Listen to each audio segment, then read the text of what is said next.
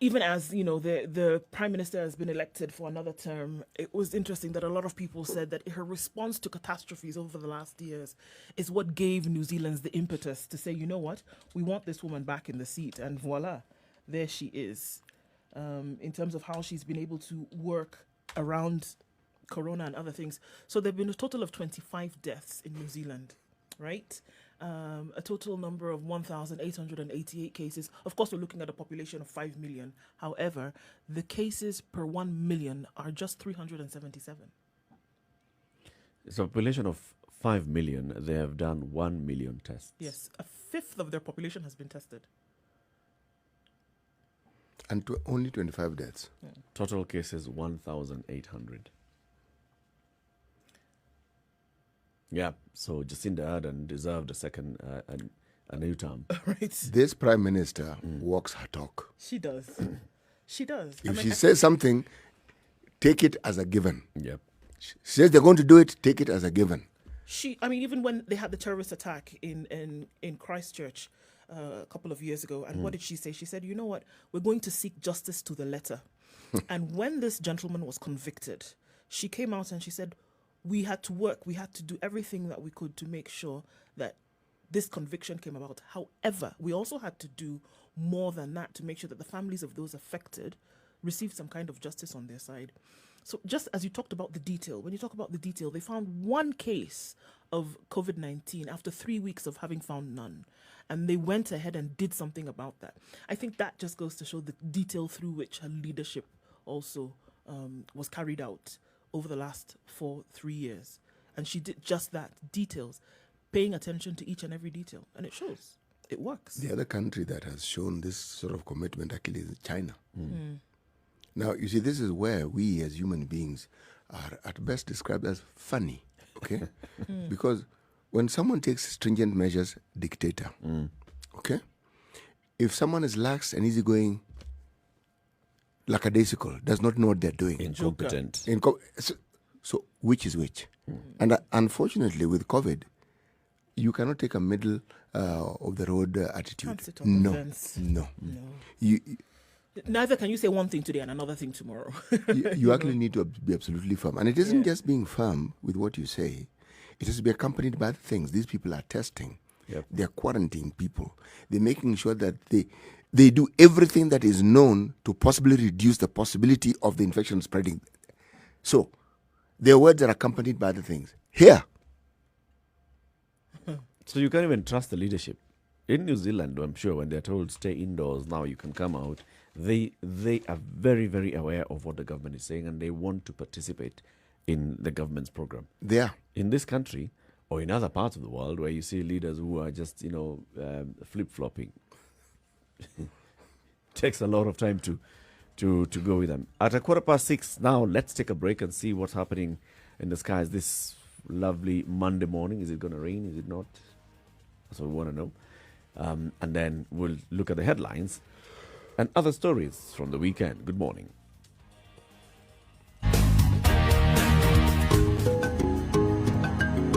When it comes to bridging the information gap to help strengthen the agricultural sector in our country, you can always rely on Farm Kenya to be the glue holding everything together.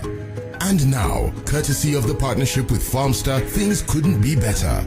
Introducing Farm Kenya platform, and it goes like this. Our SMS service will help farmers upload and publish their products without smartphones, while the Farm Kenya app will allow buyers locate, purchase from, and engage the farmers directly.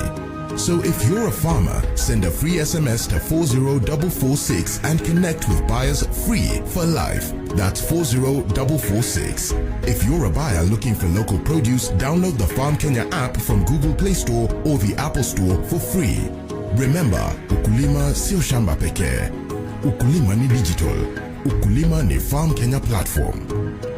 Kuimarisha Kenya ni jukumu la Farm Kenya.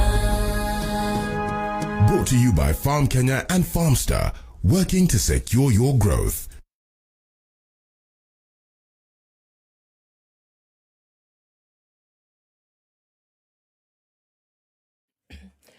It's mostly cloudy in Nairobi at 16 this morning. There is a chance of rain, Eric. Highs of 24 and lows of 15. We'll see what that looks like through the day. In Njeri, it's cloudy and likely to enter into rain session later. Highs of 23 and lows of 15.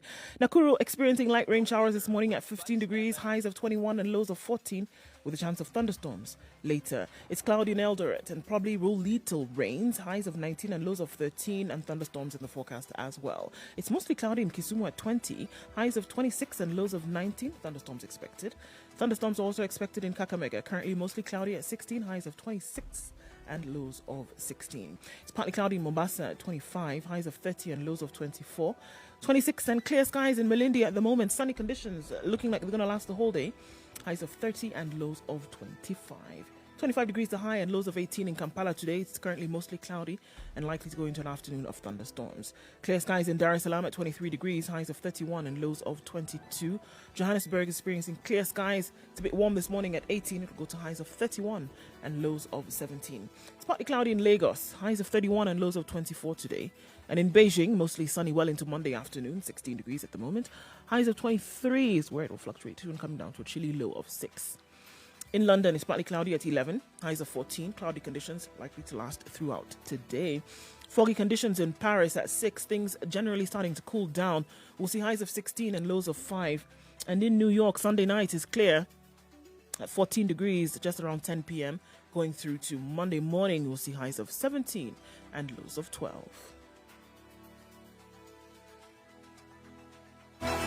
Spice FM. Spice up your life. Mature, intelligent talk every morning. Spice up yourself.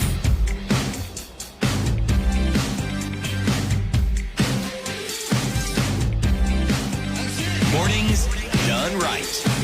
94.4 Spice 18 FM. minutes after 6 and the live stream is up. Spice FM KE, YouTube, Facebook and Twitter and www.spicefm.co.ke. Lawrence Carrier, Beatty Ersley, Laban Tanui Kaptel, Jeffrey Mochama, all tuned in from various parts of the country. There is, of course, Machakos, Nandi, Kisumu, Kibos. Lawrence, where are you? I mean, he keeps traveling, right? Last week, Lawrence had traveled somewhere. So wherever you are today, Lawrence, let us know. And we know that you are online. CT Muga, as we begin this new week, tafadhali tupatie medali ya siku. If you think you are too small to make a difference, try spending a night with a mosquito. If you think you're too small to make a difference, try spending the night with A mosquito. Yes. Clear and straightforward, I guess. Mm-hmm. Right? Yes. So let's look at the headlines as we get into the big stuff. Nation, loans shocker for borrowers. The devil is in the detail, it seems, as thousands of Kenyans who took advantage of a loan repayment holiday offered by banks, SACCOs and other financial institutions are learning this the hard way after they discovered that their debts continue to accumulate interest during the relief from COVID period. Huge story given an entire page coverage in The Nation, and it talks about, all right, so this is what happened. We know that the CBK had a conversation with the banks. The CBK relaxed its regulations on how you handle loans. And so banks offered some 3-month window.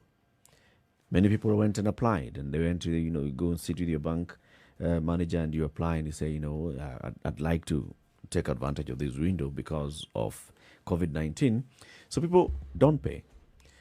It turns out that you got some kind of relief. There are those that got a full relief. There are those that were getting just a relief on the principal amount, but the interest continues to accrue. So there's a gentleman here, for example, who is quoted in the story. His name is Njiro.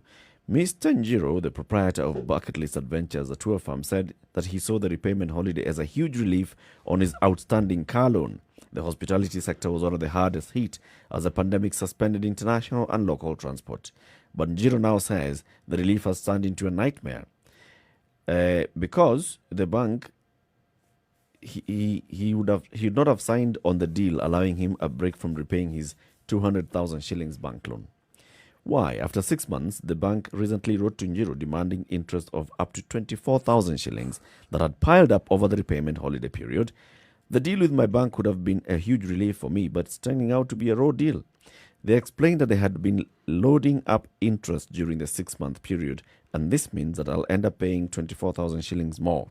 In fact, now the bank has asked him to pay 45,000 shillings at once, failure to which the loan will be considered to have fallen into arrears. Wow.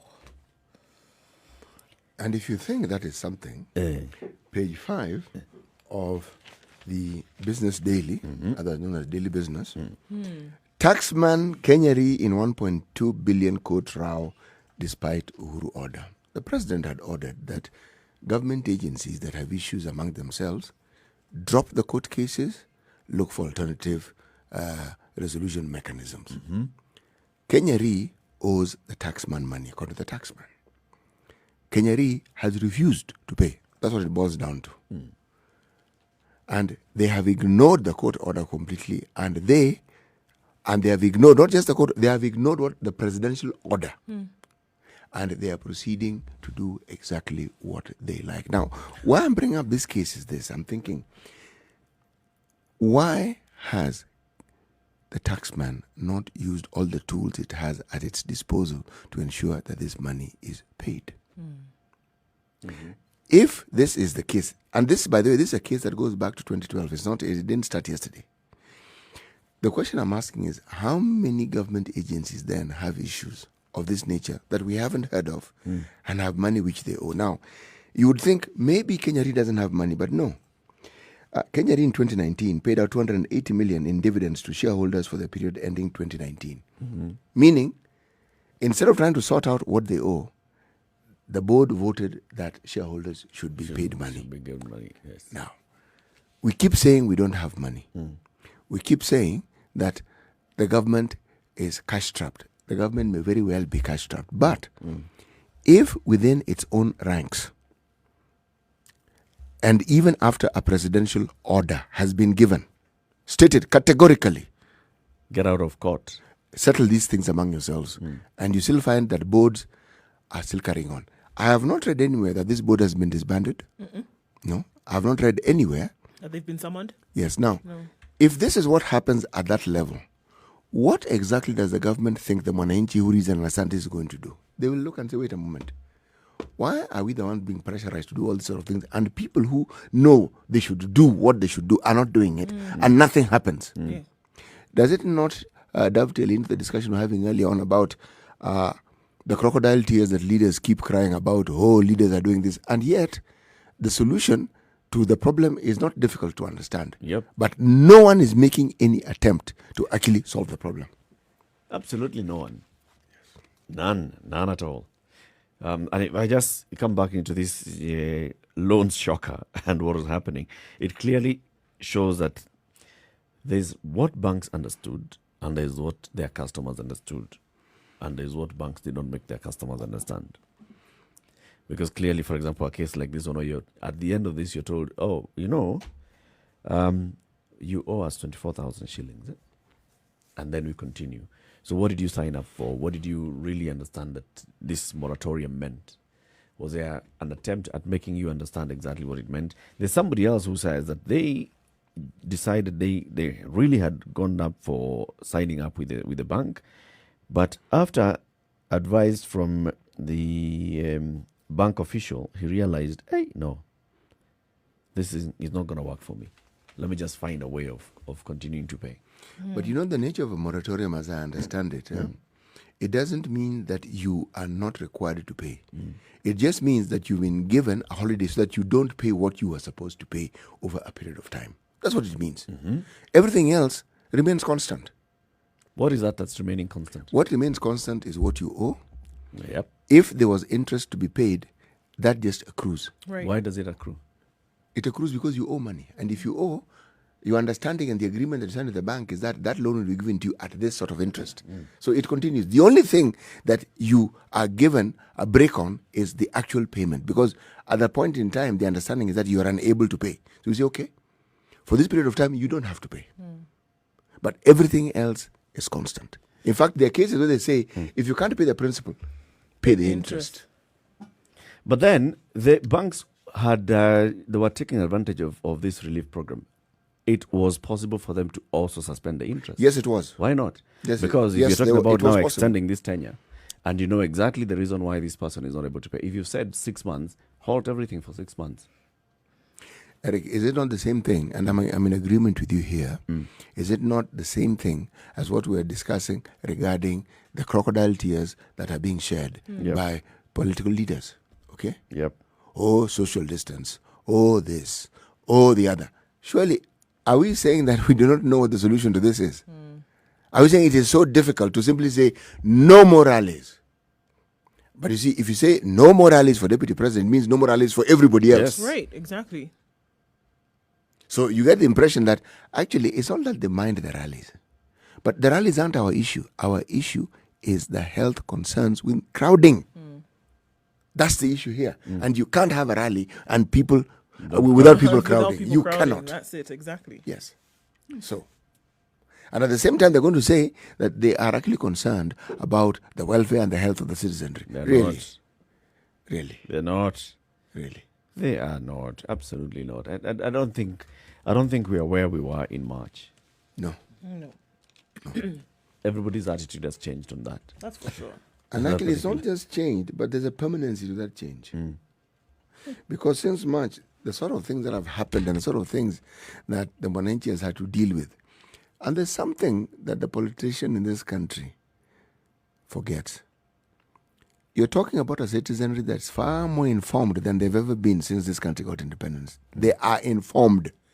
You may not hear them speak, but they know what is happening. They understand it. They've even analyzed it. And believe me, they have an opinion on that subject.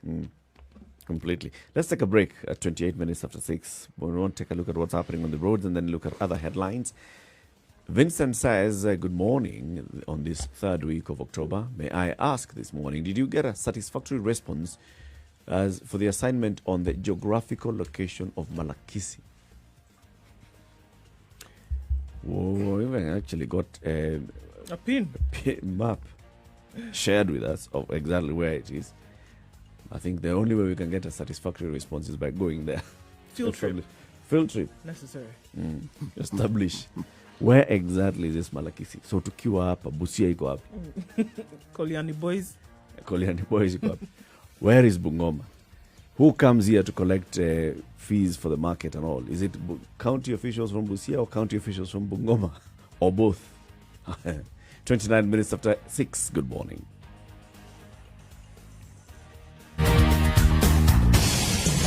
"24/7 around the world, non-stop. This is Spice FM.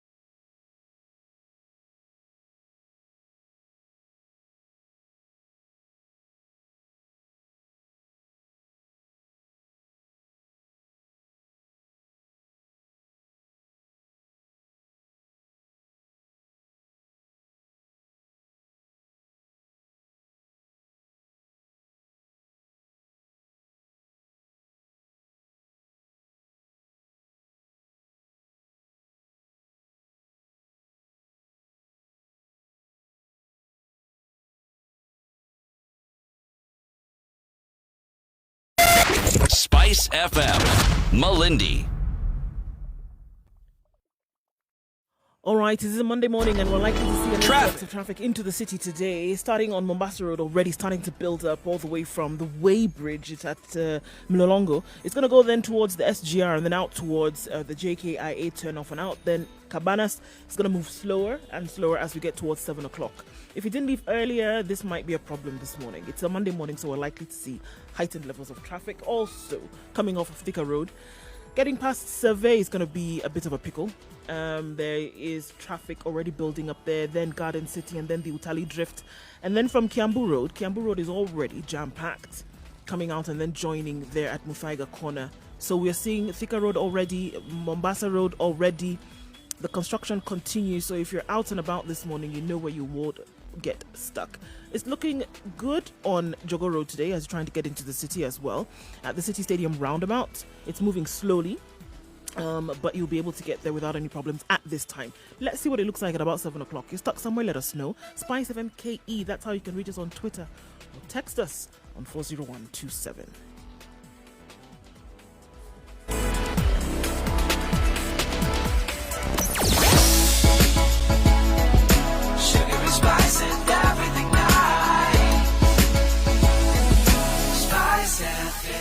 Spice up your life.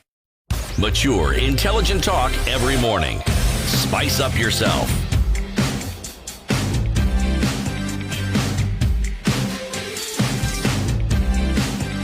Mornings done right. 94.4 Spice FM, Nairobi. So Wilson Sosion believes that teachers will get a 200% pay rise, and this is to cushion teachers from the effects of COVID-19. The Kenya National Union of Teachers has demanded a pay rise of up to 200% to cushion its members from inflation and COVID-19 effects. In a move likely to jolt the Teacher Service Commission, KNUT Secretary General Wilson Sosion said the lowest raise in the next collective bargaining agreement should be at 120%, considering that the government had in 2017 signed to offer tutors between 50 to 60% increment. Sosion said yesterday there should be an annual increment of 5% of the basic salary. House allowance should be increased by 50%, and accommodation and night allowance by 50% of minimum basic salary. The commuter allowance should be increased by 50%, risk allowance by 10%, and hardship by 10%. This brings the total percent increment to 200. To push their case, the union wants their employer to immediately begin in negotiations for the 2021-2023 CBA. This 2017 to 2021 CBA, which is scheduled to end on June 30th next year, was signed in October 2016. They've also called for a comprehensive job evaluation for classroom tutors to ensure adequate compensation. He was saying the job evaluation was not done well prior to the current CBA. And he says this one only favors teachers in administrative positions, leaving the classroom tutor with little increment over the last 4 years. So they're demanding that this happens now. Okay. 200%. Right. Percent. Immediately. It's not a matter of let's talk about it or let's see what can be put into 2021 to 2023 CBA. We want that 200% now because, inflation and COVID have affected things. So let's get that money in the bag now and then we can start to talk about 2021, 2023. Right? Wow. It's also in the same week that the grade 4 standard 8 tests have been pushed to Wednesday. To cater for the holiday that's taking place tomorrow. So the exams will spill over, or rather the assessments will spill over till the 26th. So it will be interesting to see if this 200% is actually affected. Yes? The others that were previously, have any of these things have been effected to completion? No, in full, no. Okay. No. So it's like the Constitution. Right, but now this one, he said, we understand that the previous CBA was not completed, etc. But we're saying that between CBAs, right, there's that interim period. And we're saying that now, as we speak, because of COVID and inflation, we need this extra money. Accommodation, night allowance, commuter allowance. We need it now before we talk about CBA. Okay.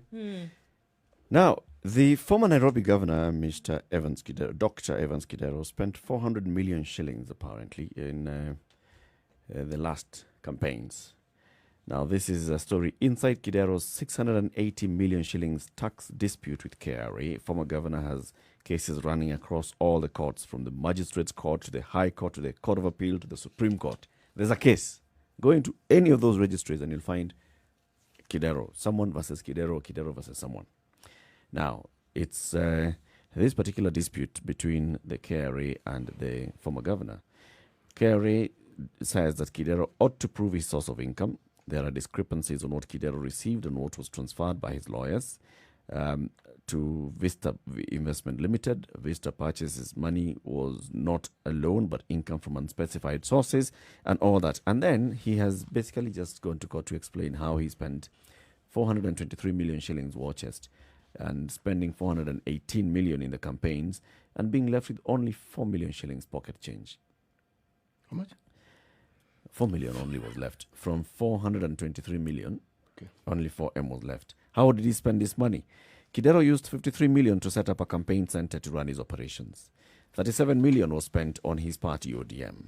To rent an office space for his political activities for 36 months, 7 million shillings. Research and polling, 8 million. 20 million shillings on the day of the launch of his bid. Nominations, 25 million. Media and publicity, 75 million. Then, doing publicity materials, 47 million. Now, you know those agents that go around, just mini agent or Kidero, so entering every polling center and monitoring the polling process. 55 million shillings reimbursement for travel costs. To monitor the election, Kidero spent 25 million, fueled 19 million shillings cars, repaired them with a similar amount of 19 million, entertained his campaigners with 6 million shillings. He had an additional 16 million as capital expenditure. In the court documents, he attaches a list of all the people he invited to his fundraiser. Those are the same people who contributed the millions, and the list includes top honchos in business and politics. In the end, only 4 million shillings remained for a man who became the city's first governor in 2013 under the Dawaya Nairobi catchphrase and lost that election in 2017. Wow. Small monies tells you, and this is just Nairobi County, where you basically need a war chest of close to 500 million shillings to campaign. That is what is reported. Yep. If you consider what actually takes place, one gets the impression that it is a lot more than that. It is a lot more. Yes. That 500 million is nothing. Yes. You want to be governor of Nairobi, you need $1 billion. Close to. Let's Just start, to get elected. Let's start with $1 billion, and then let's see where you get off from there. That is Nairobi. Who are ready kuongeza? Yes. These are jokes, man. Well, the thing is this. The stage for our electioneering is set by the politicians. They are the ones who set up this stage for competing as to who can spend more and who can bribe more and who can give more money. They are the ones who set the stage. So, with every election, the ante is upped. There are more people who are aware that money is being given, and so there are more people who expect. For example, what would the launch of a campaign, a launch event cost 20 million shillings? Oh, no. Launch, start Means with what? venue. Okay? Higher venue. Okay, now, let me begin with the big word, logistics. Okay. Okay? Venue, a PR system, Tent, sound, PA, screens, all that. Then lights. it is incomplete if there are no people. Okay? Now, these So people... you're buying people. No. You have to bring people. Just like you hire They bring... must be ferried and fed. Just like you hire tents, there are people who specialize in ensuring that the sort of crowd you want... Mobilizers. Yes, they are mobilizers. All right. And it's a package deal. What would you like them to chant? Okay? Is there anyone in particular you want them to boo? Should that person come to the stage? Okay? And they will look good if they are all wearing uniform Yes. t-shirts, You will buy. T-shirts. You will pay for those t-shirts. hats. Okay? And if you want them to sing a particular song, you're going to have to pay the person who's going to teach them that song with your name. Tawala so and so Tawala. Yes. Okay? Now, can So- you see where the so 20 M just million goes is like that. going? No, it's 20 kidogo money. million. 20 million has just gone. For a one event. Yes. And you want to make sure you keep your word because you may need this same outfit for yet another event. And remember, when you see large crowds in this country, all right, please understand that yes, they may want to listen to what you have to say, but there are also very many people who don't have very much to do with their time. And it doesn't harm you to simply go and listen to what somebody's going to say. It forms part of your entertainment for that particular day. So you can discuss and say, I was there and I heard what so-and-so said. And then there's this little thing that you also consider. Because you hear that at this rally sometimes people get money. Who knows? Now that's the category of who knows. Some of that money may actually end up end up in your hands and eventually in your pocket. Again, who knows? If a leader of a religious group who went to visit the deputy president got back home and he was being told, Chief, that money you got, Where's our share? our share. So, 20 million is looking a little bit. does that 20 million sound like a lot of money? Yeah. And this is the great city of Nairobi. Yeah. See, like you said, that whole tone is set by the politician. They set it up. So when a politician... Because other Yes. events with similar number of people would cost far less than that. Look, if you go to watch a football match, you get crowds. The crowds pay to go and watch that game. And they still, buy their own and food. they entertain, they buy their own food, they spend their own money. Here you've reversed it. You are supposed to be talking to these people to give them hope, and you're paying them to give them hope. Does that sound logical to you? It does not, unfortunately. Just think about it. But that is the platform on which our politicians have decided to This is how to run to affairs. ply their trade, yes. So when they complain that, we're always being asked for money, it is you who set up that particular model. So by all means, Carry on. yes.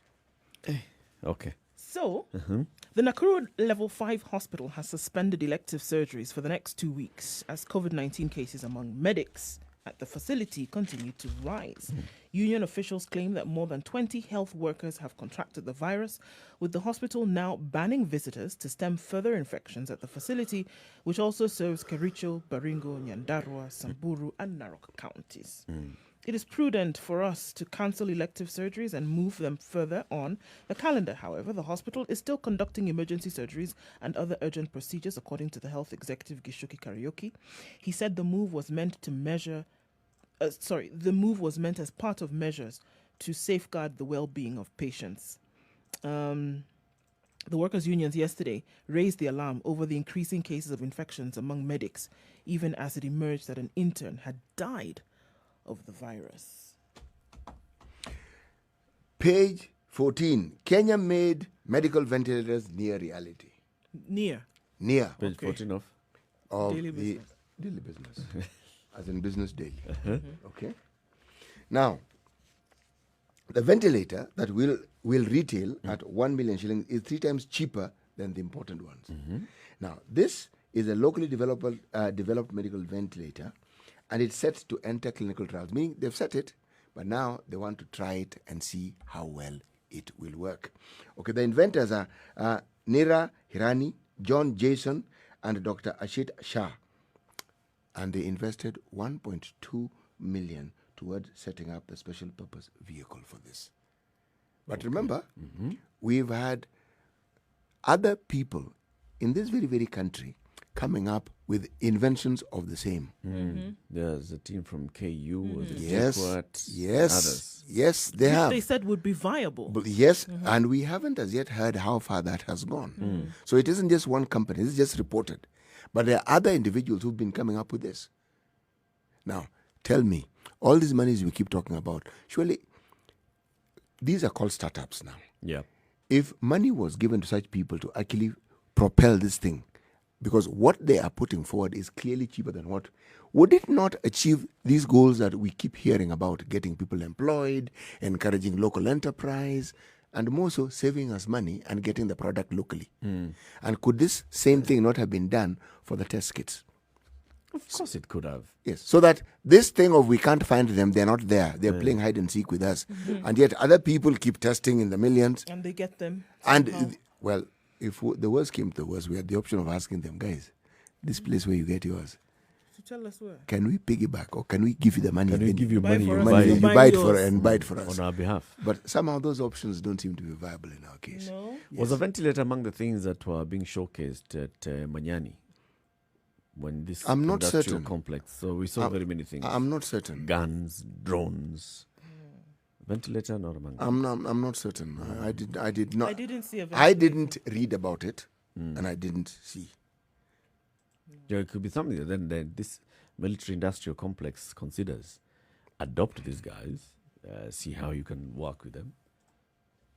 I mean, Or if, even if, others If that have been doing the research. the military are already beginning to manage an abattoir, and No, I don't mean this humorously. I mean it literally. And garbage in the city. And garbage in the toilets. city. Surely, a ventilator. Shouldn't be too much of a big No, deal. it isn't, because it involves health, and they are human beings like the rest of us. And this is something that could come handy. Remember, these are people who go out to fight Yeah.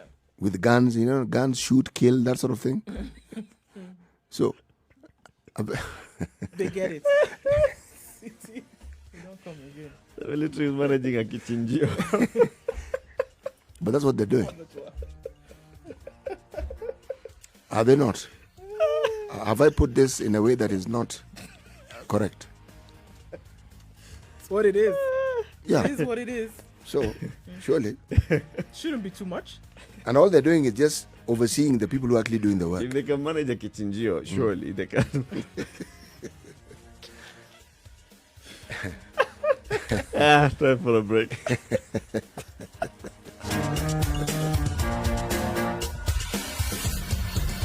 "24/7 around the world, non-stop. This is Spice FM.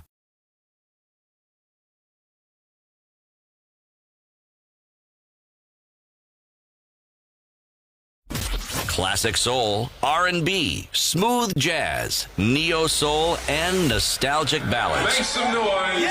You're listening to Spice FM.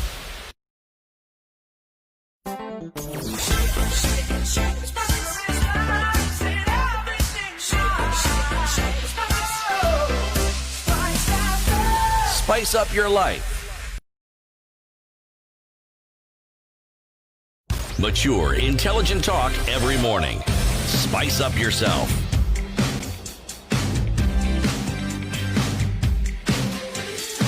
12 minutes to 7 o'clock. Let's continue the conversation. DCI and spy agency may soon control Harambe. So you see that military and Kichinjio? Harambe. That you're doing a Harambe for what? They'll come in. For a long time, chaos has ruled the conduct of fundraisers, from money laundering to bouncing checks and misuse of proceeds. Now MPs want to bury this mess, but will they succeed? There's a move in Parliament, and actually there's been a bill. The National Intelligence Service and the DCI will now vet and process Harambe applications. If proposals tabled in Parliament pass through, the two security organs are members of the County Policing Authority that will also investigate any complaints of misuse of funds or any issue relating to conduct of public elections. The body created under Section 41 of the National Police Service Act will also audit such monies to catch people stealing Harambe collections or using such functions to launder illegally acquired funds. The other members of this team will be the county governor, two elected members nominated by the county assembly, the chairperson of the county security committee, and at least 6 other members appointed by the governor from various community groups. The proposals are contained in the Public Fundraising Appeals Bill 2019, sponsored by the National Assembly Constitutional Implementation Oversight Committee, chaired by Ndaragwa MP Jeremiah Kioni. The report on the bill was tabled in Parliament last week, at a time when the state has been cracking the whip on political gatherings, including fundraisers. So, this is one area where politicians are looking at things from the political lens. They seem to have broken down Harambe and saying Harambe fundraiser is politicians going to give money to fundraisers. So you can see the way the route they're taking. You want to seek political office, you appear in Harambe. You want to cement your position in your current political office, you appear in Harambe. And then you go and issue bouncing checks.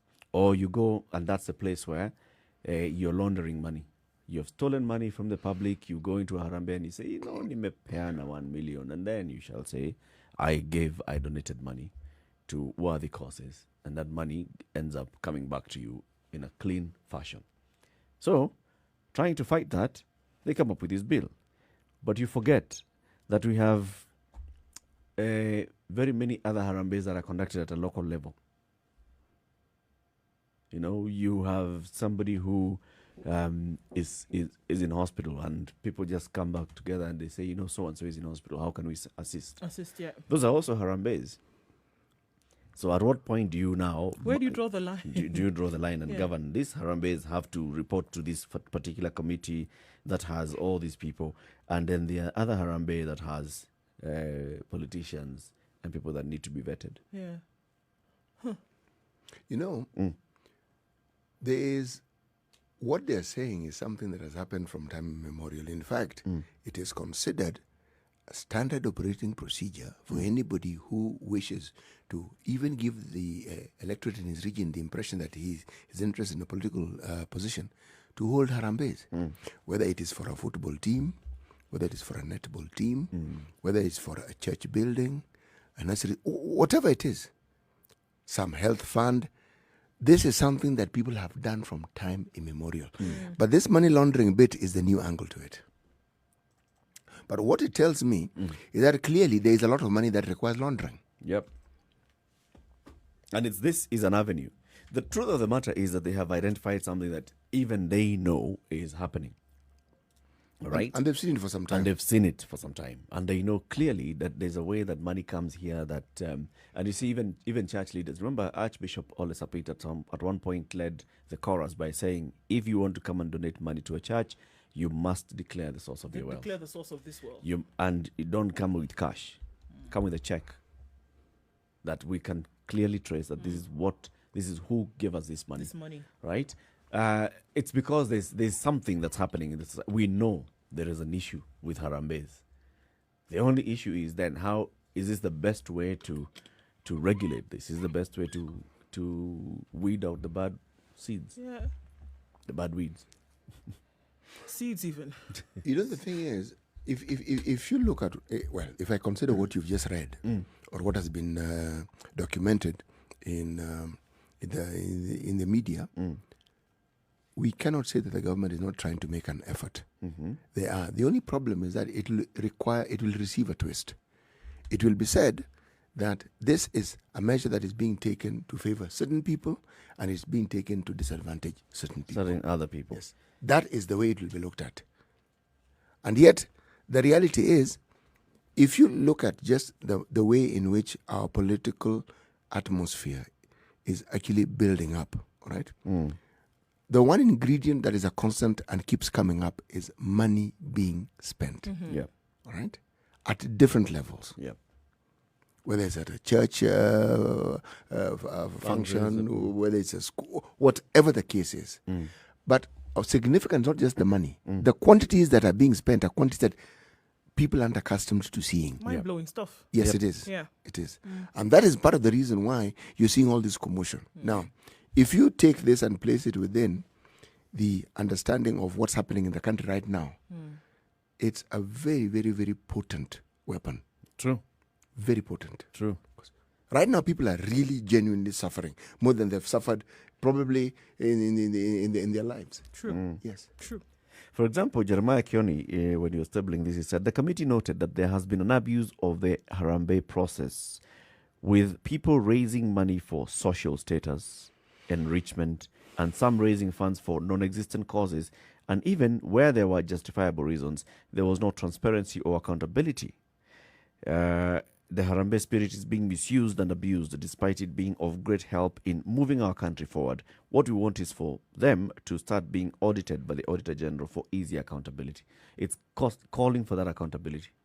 When someone comes with a briefcase full of cash and says, I've donated millions, when people just sit down at a small dinner, a fundraiser, it's a dinner, it's taking place over 2 hours, like remember the Mama Ida fundraiser, and millions is raised in a short period of time. Hundreds of millions. Hundreds of millions are raised in a very short period of time.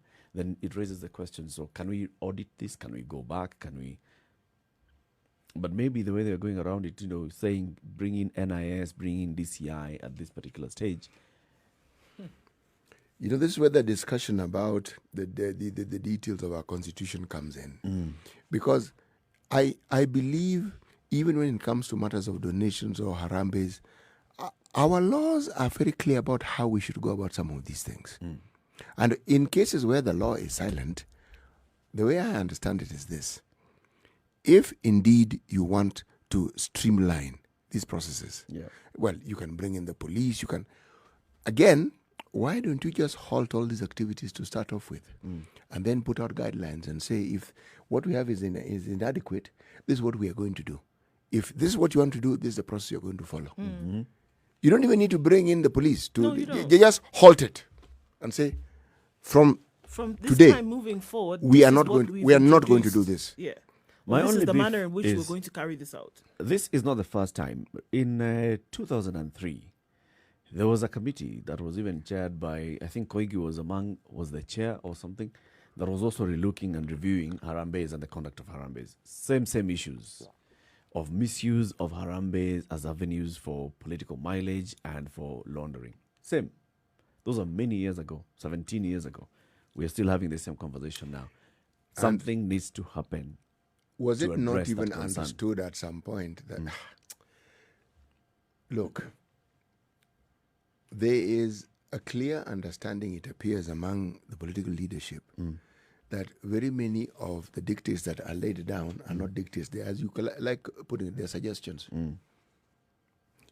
Meaning you can consider, or abiding by it. I'm just throwing it out here. Yes. You make up your own mind. Yeah, but it's not really a must. It's like the court issues a certain edict, a certain pronouncement. Hey, you have a choice. You don't really have to listen to the courts. Yeah. You can ignore the courts and do what you like. Now, the problem with all these things is that the citizenry watches. So now when you tell them, this COVID is still with us, they tell you, at what? Is it? Is it? That's not gone? Where? Are you not the guys who've come and called this rally? Or did we call the rally ourselves and asked you to come? It is you who told us that you are coming to our area, and it's you who said you want to talk to us. Yeah. So, yet COVID is there, and yet you know that we will come in large numbers, but you're telling us. So, indeed, 1 + 1, this one is equal to 2. Yeah. They can't be COVID because you seem to know something that we don't seem to know. And do you see those leaders when they're in those crowds putting on even a face mask? The leaders themselves? Oh. Why? So, you want to tell then the citizen that there is COVID. They'll ask you which one. Which COVID? The people that we follow are not adhering to anything Which COVID. one? So where is that from? Yeah, Trump was of that view, and we know where that landed him, didn't we? And he was of that particular He said that he leaning. still argues that he got COVID now because of wearing a mask. How far can you push an agenda? And then Trump, you can push yes, it and very then if far. you look at people who are wearing his masks are the ones advisors who and got all COVID. the people around him, literally anyone who's close to Trump, including his own wife, has contracted COVID. Yeah. And yet he still wants to give the impression it doesn't exist. Come on, it's something. It'll pass. It'll come and go. It'll come and go. It'll pass. This is a Situation Room, Kenya's biggest conversation. Keep it right here because we want to talk about the Building Bridges initiative and the report that's expected to be handed over to President Uhuru Kenyatta and ODM leader Raila Odinga in a couple of days' time. Already, Raila has said, people prepare yourselves because reggae is coming back. We'll be having the BBI rallies and maybe even going up to a point of a referendum, according to what Raila is saying. We require and we need some constitutional changes for us to be able to have a better Kenya. This is what he says. So we want to understand what exactly is this BBI really, and does it really represent what the leaders are saying? We'll also be live on KTN Home from 7 a.m. to 9 a.m. And also, we are still live on www.spicefm.co.ke and Spice FM KE, YouTube, Facebook, and Twitter. It's now 7 o'clock.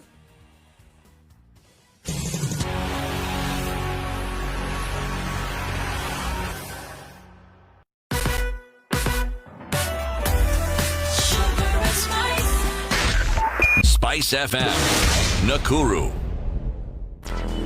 Traffic. Okay, let's take a look at what's going on Jogger Road this morning. As you're getting into the city, it's slowing down right around the City Stadium roundabout, and that's all traffic going towards industrial area or then towards the CBD. So that's clogging up right now. Thika Road is also moving slowly from Muthaiga towards the Pangani Tunnel at about 10 minutes ago or so. So that's moving slowly also. So we also see slowing down of traffic on Mombasa Road. We saw that it had already built up all the way from the Way Bridge at Mlolongo earlier this morning. And now that we see, as the minutes tick by, that is moving on. All right, so there is an accident on Wayaki Way, unfortunately, right at Muthiga, and that is causing some traffic as they're trying to get into the city then via Wayaki Way. So if you're headed in that direction, please keep caution because you will need to be careful. Inbound on Arwings Kodek, clear at Kilimani Primary School all the way towards Yaya Center, and then as you get towards Valley Road, you should be fine. So we see pockets of traffic everywhere you look this morning. You need to take it easy. Plus, send us a message on Spice FM KE, that's Twitter, and send us a text on 40127 if you're stuck anywhere. Let's keep it moving. It's Monday morning.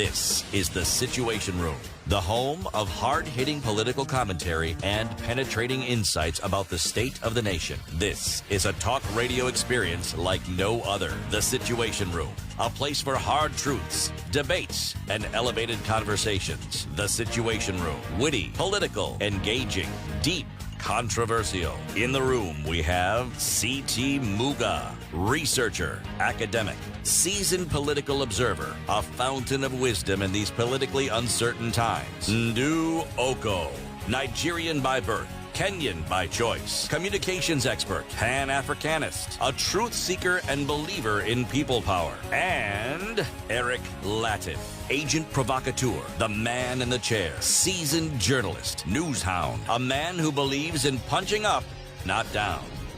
This is The Situation Room, the only way to start your day. After 7 o'clock. Good morning and welcome to the second hour of The Situation Room. This is Kenya's biggest conversation, broadcasting from Nairobi, Mombasa, Kisumu, Nakuru, Eldoret, Nyeri, Malindi. We are worldwide on spicefm.co.ke.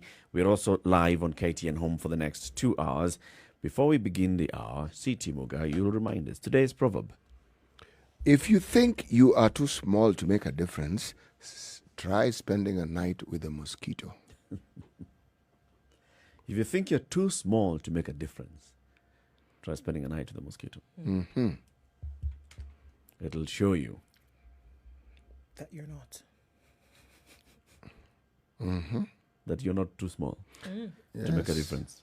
After all, what does it do? Might has So nothing to do with before you size. squash it, it'll keep you awake a good minute. Well, you need to find it first before that happens. But by that time, it'll have achieved. You will be awake. It would have achieved its goal. Yes, because you will be awake, wide awake. And that is not the purpose for which you go to bed, to stay Yeah. wide awake. Yeah. Hey, all right. Now let's talk about the Building Bridges initiative, right? So we know that after the handshake in 2018 between the president and the leader of ODM, Raila Odinga, they then decided to come up with the Building Bridges initiative. They set up a team. They asked the team to collect views from various stakeholders and come up with a report on what is it that needs to happen. They had a 9-point agenda on what needs to happen to address the issues that are affecting the country, especially that we have this kind of issues every time we have an election. There's serious disagreement. There appears to be getting to a point where we almost want to break apart and then find a way out of it. But how can we resolve this? The committee produced a report, and we saw the report. And then after that, they went to validate that report and so fine-tune it. And that's when, just before the coronavirus happened, we had a series of BBI rallies that were taking place around the country. Started with the Kisii, we had Kakamega, we had Mombasa, we had Makueni, and they were going around the country, Meru. And with that, they were slowly even moving away from being issues discussing the BBI report and what people would want to discuss. They started becoming political battlegrounds. We're coming to say, these people are against us, they're against our thinking of BBI. And then the other group would come and say, those who are talking about this BBI, it's not about individuals and personalities, it's about the country, but not really discussing the issues of the country. At what point do you get to understand what BBI is all about? I think the point begins with actually understanding the contents of the BBI and understanding that this is the final. This has gone through all the processes, and what is being presented is what is intended for the public to consume. It begins with that. If we discuss what has been presented or what was given as, should we say, a draft copy, draft copies can change, right? But the gist of it was, if I were to understand and if I'm to quote what the president was reported as having said yesterday was, there are all these issues that we keep having in this country. And one of the things that we want to consider is we want to make sure that we settle some of these issues once and for all. We want a situation where this winner-takes-all mentality, Yeah. which is corrosive and poisonous, Yeah. we want to cure it. We want to make sure that this issue does not arise again. And this BBI, among other things, will help us settle that. That is the gist of what the president is quoted as having said. Now, anyone listening to that who says, how can this possibly be a bad thing? Because in all honesty, if you look at the political tensions that we have, it arises from what the president has clearly stated.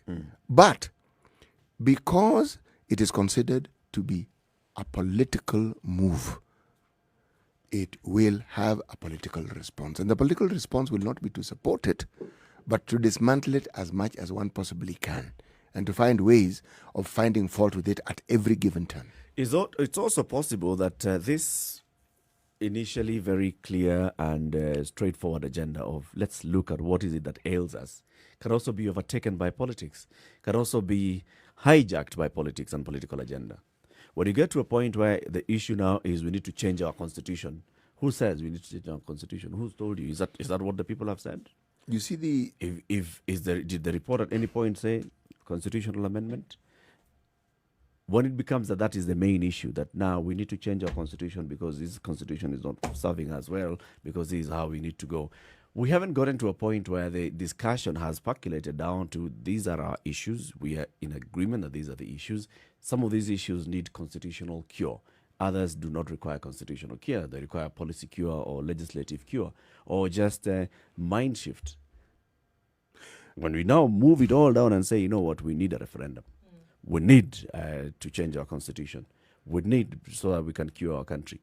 But that's the same conversation we had 10 years, 15 years ago. For the last 30 years, we've been talking about we need to change the constitution. We did change the constitution. We actually got a new one. Yes. But what I think is being referred to as an amendment, constitutions get amended all the time. True. You see, the moment you mention amending the constitution, unfortunately, in Kenya, what is seen to be at the back of the minds of those who want to amend it is something nefarious, something which isn't good, something that good cannot simply emanate from. That's really what we're discussing. If indeed the amending of a constitution is just precisely what it says, that in itself cannot be negative. The question is, what is it being amended for? Yep. And is there a need for it to be amended? Now, without those questions answered, is where then you would get that feeling where people think, okay, the only reason why this is being amended is then to favor some people or to favor some kind of dispensation. Without you giving the information as per what all this entails, can you really blame the pocket of people who think in that manner? Unfortunately, you can't. I mean, it creates a vacuum again, and in order to fill it, if you don't fill it with the right information, people will fill it with what their perceptions are. And this is what you have currently going on in this country. It's polarized right now, where certain people believe that BBI is to fulfill a certain agenda, and others feel that it is the thing that is going to take the country to the next level. Now, how do you change the minds on one side to the other if you don't give information? Even if you give information, there are those who will take a position which they will not move from. Remember, we're talking about political narratives, and political narratives serve a certain purpose, and those who are putting forward that narrative know exactly what it is that they hope to achieve. If it is, I want a political position, and I know that there is a document that proposes to bring about some changes, if I think that those changes don't favor me, how on earth do you think I'm going to say, I will not support that particular document. I won't support it, even if there is good in it. But if it doesn't suit my purposes, I will not support it. That's for the politicians. And then now there's the public who's expected to participate in accepting to the changes. True, Eric. But the public often tends to listen to the debate and what the politicians say. That's what gives them a cue as to which direction they can follow. Yeah. Yes. But also there's a point where then the public ought to have participated in that. So that From the very beginning. From the very beginning. Remember the issue of Wanjiko, and this is a political process. It was all because of that. Because some sections of the political class at that point felt that we don't need to involve everybody in creating a new constitution or in writing a constitution.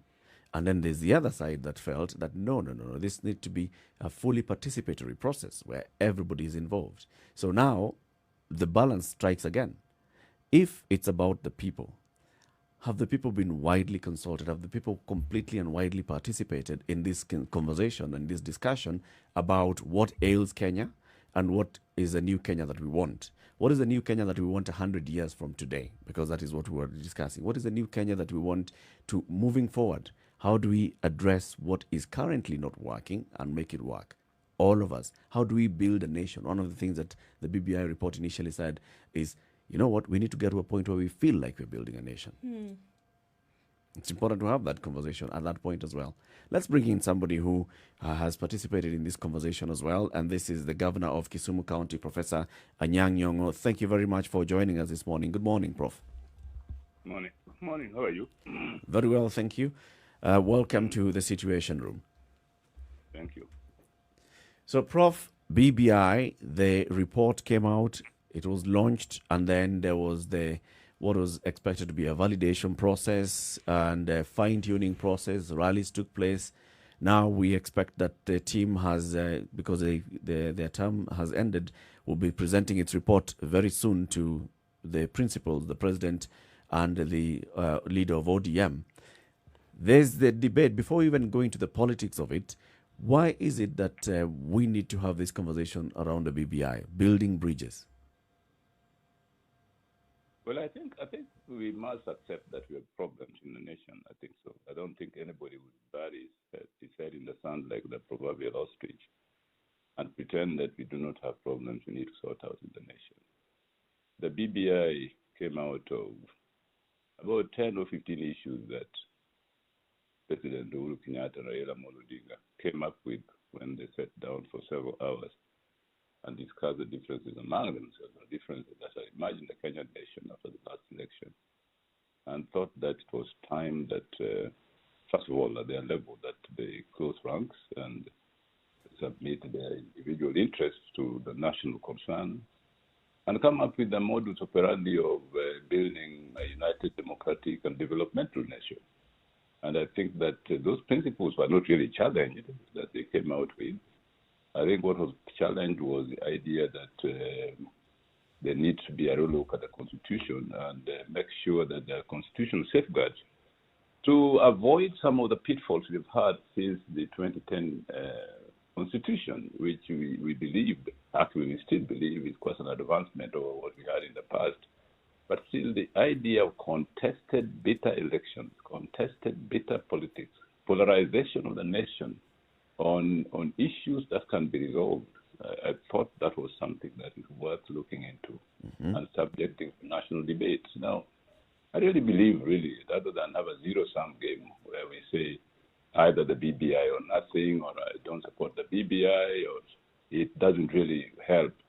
I think the most important thing is after the validation process, let's see what the document comes out and what it's proposing, and then debate it aside. But I really think that a priori rejection of the BBI just because it's proposed by Raila Amolo Odinga and President Uhuru Kenyatta initially is not really useful. Somebody has to propose something, especially if you're in a leadership position. You have to propose something, like Njeri proposed the Arusha Declaration, and people say, yeah, let's see if the nation can be based on the basis of the Arusha Declaration. So let's give it a chance. Let's see what comes out and then debate it. Prof, there's some people there. I mean, there's a particular side already, and we talk about polarization around this whole debate. And there are those who already have picked a hard position against the BBI for several reasons, saying that, and one of them that has come out is that to change the constitution to favor some positions. What would you have to say about that? Even if we're saying give it a chance and let it come out, people have already taken position. Yeah, but that's unfortunate. I mean, there's nothing I can do about that myself. And really, I mean, these are adults over 18 years of age, and they're entitled to their positions. But I don't think it is rational. I mean, just to take a position and say, I stand here, I don't move, no matter what proposals are made, to me, it's rather, that's what I said, is a zero-sum game. It doesn't really help in any kind of national discourse, or any other form of discourse for that matter. Prof, when you talk about, and you've raised it very well, you've talked about every time we have an electoral cycle, then we get into this point of serious polarization of the country. if you look at the Constitution of Kenya 2010, and you participated very well in pushing for the Constitution, in the journey towards that new Constitution, looking at the Constitution, is there anything in the Constitution that then could be said is a weak point that allows for this polarization to take place? Yeah, if you look at the series of articles I wrote in both the Standard and the Star, and I published a book last year in October called Presidential or Parliamentary Democracy, Choices to be Made. I outlined very clearly some of the choices that we can make to make sure that we avoid these polarizing elections and these elections that lead to national divisions that sometimes look incurable. In that book, I propose very clearly, and I'm not saying that people must take lock, stock, and barrel what I say, but what I'm saying is that in the kind of society we live in, a society with cultural differences which are natural, a society where there's a very uneven development since independence, a society where we have developed dogmatic positions on political points which are polarizing. It is rather difficult to expect a presidential system to deal with those issues effectively, because presidential election, again, a zero-sum thing, either I win or you lose. And sometimes when the institutions that manage elections, like the Independent Election Boundaries Commission, let's leave alone the word independence. Let's just say that election on the Boundaries Commission, because its independence is quite often questionable. Now, in that kind of society, when you have an election that leads to a zero-sum decision that only one person is elected president, and they has enormous, or she has enormous powers, you expect people to be very resentful, especially when the Electoral Commission itself doesn't do a good job. And you can't ascertain that an Electoral Commission will do a good job, given what we have had in the past since independence, the last 50 or so years. So we must have a system which gives room to much more diverse pluralism in the choice of leadership, so that there's an attempt to develop a consensus at the national level, so that after the election you don't have a winner-take-all situation. And that is real. You cannot pretend it is not there. All kinds of presidential systems face it. Even in the U.S., you saw it during the last election. They found that this winner-take-all, really, that is demonstrated by the Electoral College more than the popular vote, is not good for them. They begin questioning the logic of having an Electoral College, especially in a world where information is now very versatile with the social media. You can't pretend we don't live in this world. We must take these things into account and debate our future based on the reality. So if the BBI can offer us the opportunity to debate these things agnostically, without taking a kind of rigid position a priori, it will help us. It would seem that if we're looking at the country being able to get kind of this balm or this treatment for what has plagued it in the past, when you talk about contested bitter elections, when you talk about issues that can actually be resolved, and this would be an avenue for such, it would seem then that it would be something that the general populace would need to understand. And having been initiated into this from the very beginning, it would seem that many Kenyans just don't know what this BBI is, beyond a tool that is being passed about between two dissenting sides. How then should have people been made of the process, been made aware of it? That's a very elite position, by the way. Elite seem to make a statement that the people don't understand. I'm telling you, the people understand more than you think. I mean, I listen to FM stations in my own county, in my own language, people debating this. And people are very aware of the issue, by the way. And the people say, bring that document. Let us see what it looks now. After we listen to the rallies, after we argued with our politicians in the villages, after we argued with the trade unionists and so on. They are not that idiotic, This idea that the people don't understand, with this is being imposed in the people, is a very elitist political position that elites take from a very ivory tower positions, I think the issue really is not about people understanding, is whether people's views have been taken directly. Remember, even the time when you among the people who are pushing for Wanjiko-driven process rather than a politician-driven process, is because of the understanding that Wanjiko knows what Wanjiko needs, and Wanjiko knows what Wanjiko wants. So, has Wanjiko participated extensively in this particular process, the BBI process? You are assuming that I accept that philosophy of Wanjiko. Politics don't take that place that way. There's not a typical Wanjiko, by the way. We have people. You can either have a popular process, okay, or a people-based process. In other words, you discuss, you subject it to public discourse, okay. Public discourse means that every individual has an opportunity to listen and to say something, okay. And saying something, it's not saying a chorus. It's not saying in a kind of a Tower of Babel. It's said by creating institutions where people can express their ideas, and that is good. Those are the things called pressure groups, interest groups, societies, And when people come into those kinds of settings, they have a kind of environment where they can express and exchange ideas. But this idea, there's a kind of an anomalous Wanjiko somewhere in public which says his or her mind doesn't exist in any society anyway. So that, coming back into the pressure groups, the small groups where people come and they express their views, are those the ones that would say have driven this BBI process? Because if you look at, for example, the CKRC process, it considered some of those. There were those public hearings where now the small groups would come and present their views. And then even in the validation process, the small groups would go and present their views. In the validation process, we've seen it was mostly politician-driven. That's not true, because here in Kisumu, I know that they were sitting in a hotel here, and various groups were going there to express their views. I was the last as the governor to go and express my views there, because really you don't expect the governor to come first. I said, no, listen to the people first. You call me when you're finished. And you should ask the BBI people for their report. Let them give you a list of groups that presented their views, a list of groups that sent their views. I hope you sent yours, or from Standard Group if you are concerned. I mean, don't also just sit in your office and wait. I mean, if you're a participating citizen, you should be aggressive.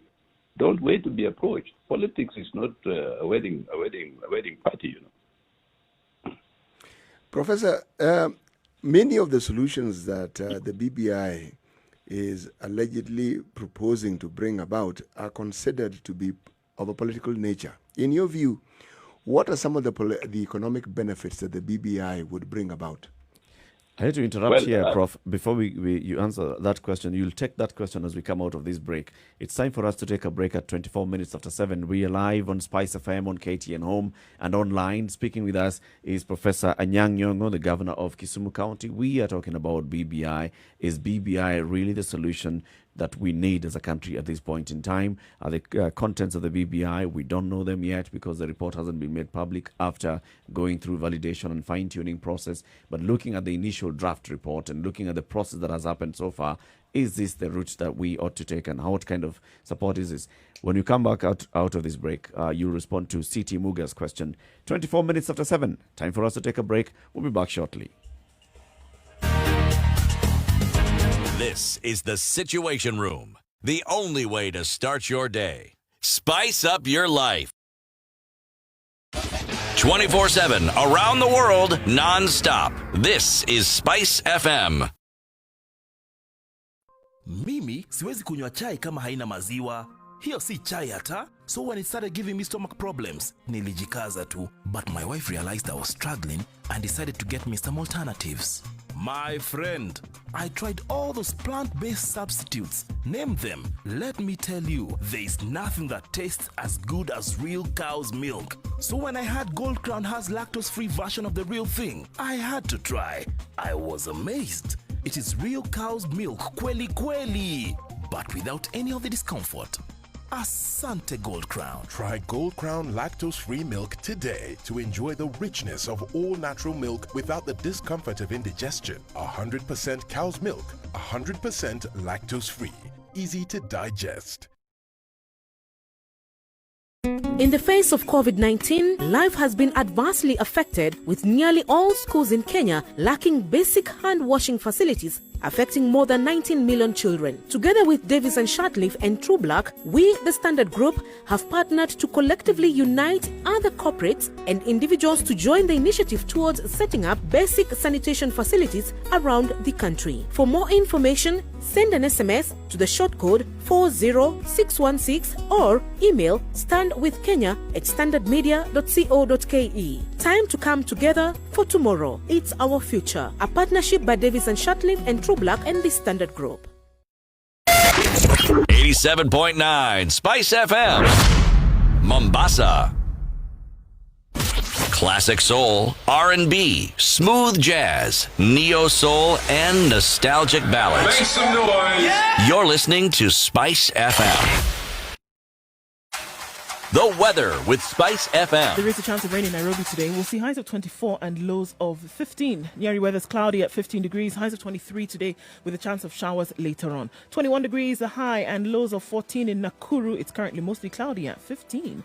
Mostly cloudy in Eldoret at 14 degrees. Highs of 19 and lows of 13, and a chance of thunderstorms later on in the day. It looks like a wet afternoon moving on west in Kisumu. 21 degrees and mostly cloudy at the moment. And in Kakamega, it looks like it will be rain. Highs of 23 and lows of 16 in Kakamega. Looking then into Mombasa, it's 26 degrees and partly cloudy, highs of 30 and lows of 24. Malindi is mostly sunny for most of the day. Those sunny conditions will last to the high of 30 and lows of 25. Outside of Kenya into Kampala, it's mostly cloudy at 19, highs of 26 and lows of 18, with a chance of rains there as well. It looks like a partly cloudy morning in Dar es Salaam at 25 degrees, highs of 31 and lows of 23.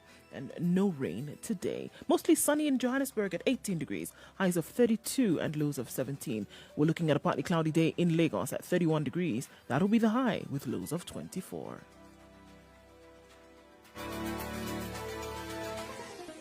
Chilled Spice.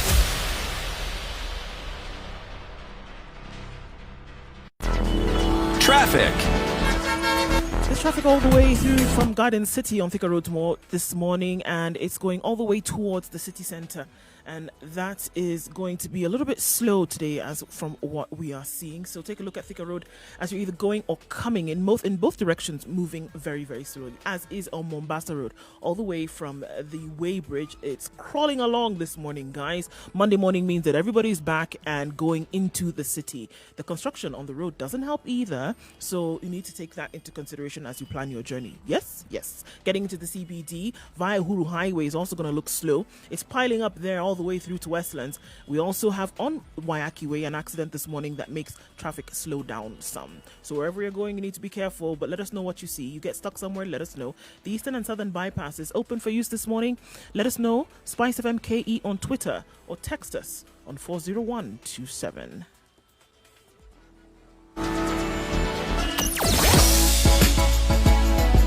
Sugar and spice and everything nice. Spice FM. Spice up your life. Mature, intelligent talk every morning. Spice up yourself.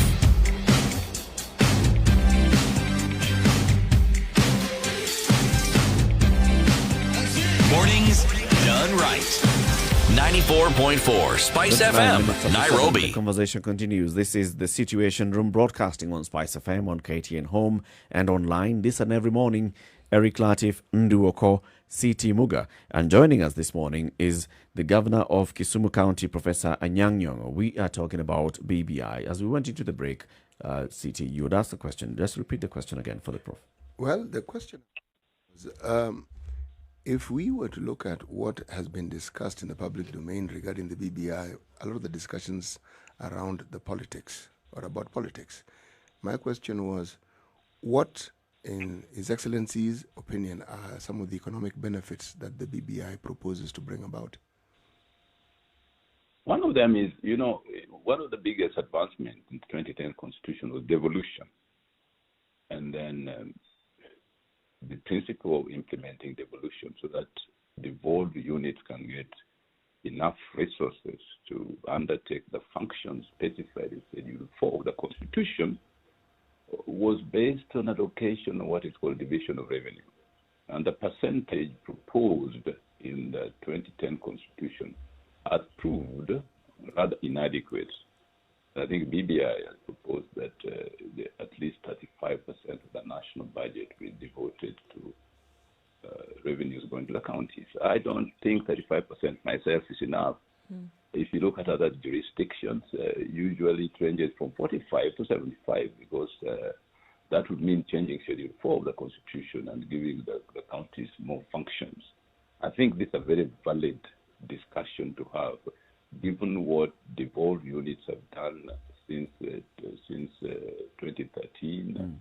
On the average, we've just undertaken a survey, an analysis of what we call post-COVID-19 economic recovery strategy for counties, county by county. Kenya Institute of Public Policy Research and Analysis, and that proposal is validated. And we have found what the counties have done and what they are capable of doing given more resources. Now, that report is going to be launched soon. And I think there will be a basis of discussion to go to BBI because I believe on evidence-based discussion, not speculation and emotion and so on. So that is something which is very important that needs to be looked at. The other issue is unequal development for historical reasons, what are usually called historical injustices. Now, the word injustice may be emotional, but it is ethically true. I mean, the historical injustices, I mean, people who made these decisions might not have been aware fully of the long-term consequences, but they have had serious consequences in terms of national development.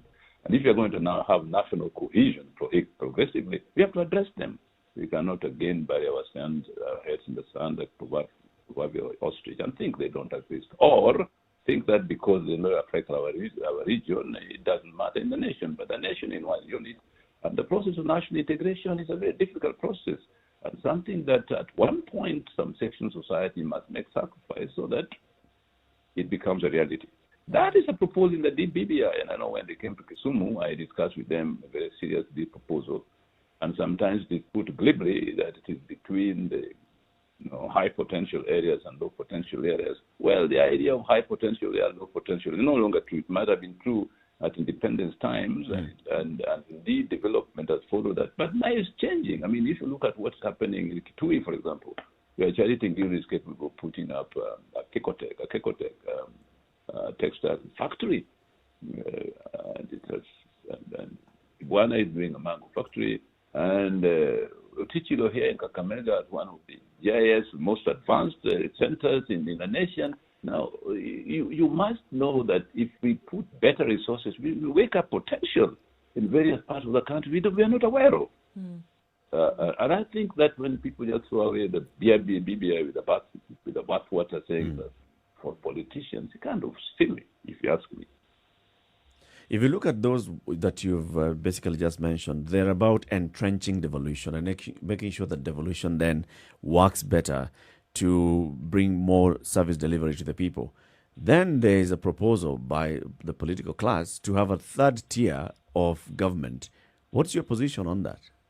Well, you see, there's already a third tier of government in devolution, the regional blocks. Our proposal, my proposal, maybe I shouldn't say ours, but quite a number of governors share this with me, is that there are two ways of having integration: juridical integration and organic integration. You see, you like the BBI is proposing juridical integration, where you are saying we want to establish a third level of evolution. I'd rather prefer the organic integration, which has come as a result of the regional box. That now needs some juridical interpretation, okay? So use the organic emergence of blocks, which reflect the reality in the regions and the economic demands of the regions and prerequisites in the region, and then turn it into law. My preference would be, don't come with the third tier, which is completely irreverent to what has emerged organically. You've also been a big proponent, as you talk about parliamentary system, parliamentary democracy, of proportional representation. and seeing that that is one way of also better advancing the practice of our democracy. Explain that to us. Well, look, proportional representation is not something which has fallen from, like manna from heaven. Proportional representation exists in reality in various countries, whereby in South Africa, for example, a party is given seats in parliament with respect to the number of votes it gets in an election. Okay, now that is proportional representation with regard to party strength in an electoral process. Proportional representation can also be seen in terms of certain social categories in society. I mean, women voters are making a very important point that, look, we are the majority of voters, okay, or we have a significant vote power in the nation that should be recognized as part of the political process. Now, you may decide in your constitution that, look, in order to reflect the demographic reality in our nation, we must apportion certain representation at various levels of government to women.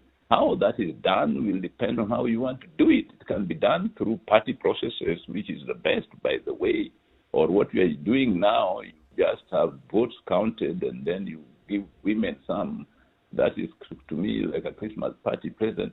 But I think use a much more political process like voter representation, and then look at women, the number of seats they need in the county assemblies or they deserve in county assemblies and parliament and so on. So that is a debate that should be carried out when the BBI comes out. What type of proportional representation do you have in Kenya? What can we learn from other jurisdictions? And what can we learn from our experience without me saying this is what we need to have in Kenya? No, I can't say, look, what we have in Kenya must reflect the social and political and cultural realities in Kenya. What kinds of demographic characteristics in our nation need to be represented proportionally in decision-making bodies. Professor, you were part of a very integral part of the group of eminent Kenyans who spearheaded what then became our new constitution. I am certain that this discussion that we're now having came up about what sort of government we should have. What prevented us from actually bringing this to a reality? Because Naivasha was a compromise thing. I mean, Naivasha put aside a lot of issues that we were very committed to. I'm telling you, we were there in the Prime Minister's boardroom when report came from Naivasha that we had decided the presidential system. I mean, you could hear the pin drop in that room. We were shocked, but we said, look, really, I was Secretary General of the party. I was not in Naivasha for that matter. I reclused myself from being in Naivasha because we wanted other voices to be heard. And as Secretary General, I must be in a position to arbitrate among various points of view in the party. But when they came with this presidential thing, I thought they were coming from some moon or something. I mean, really. But there it was. We decided, well, to begin going back now, it's rather difficult politically. The nation needs to move forward. We shall discuss these things subsequently. In any case, the opponents had said that the 20% of the constitution was not needed to be looked into. They said, well, let's wait and see when we can look at this 20%. Time has come to look at that 20%, and I don't know why people are holding very fast kind of dogmatic position that we oppose the BBI. Well, they say the 20% should be looked into. What's wrong with looking at that 20% now? Is it because you want to throw away the message with the messenger? It's not good throwing away the message with the messenger. I mean, the message must be carried by some messenger one way or the other. Like Jesus came with this message, he was crucified, but now we are following him all over the world, calling ourselves Christians. We are never even there. Looking at changing the constitution, as you go down the road, other instances might come up whereby, the country as a whole says, well, okay, in order for this to work for us, the constitution must be changed. Or we need to look at making, an amendment here or there. Looking at a document that essentially leads or guides the people, do you advocate for constant changing even when that has not been completed? in terms of its Yeah, but you see, a constitution is always a work in progress. Look at Switzerland. You know, every time I go to Switzerland, I find they are holding a referendum in one way or the other. The Swiss perhaps are the highest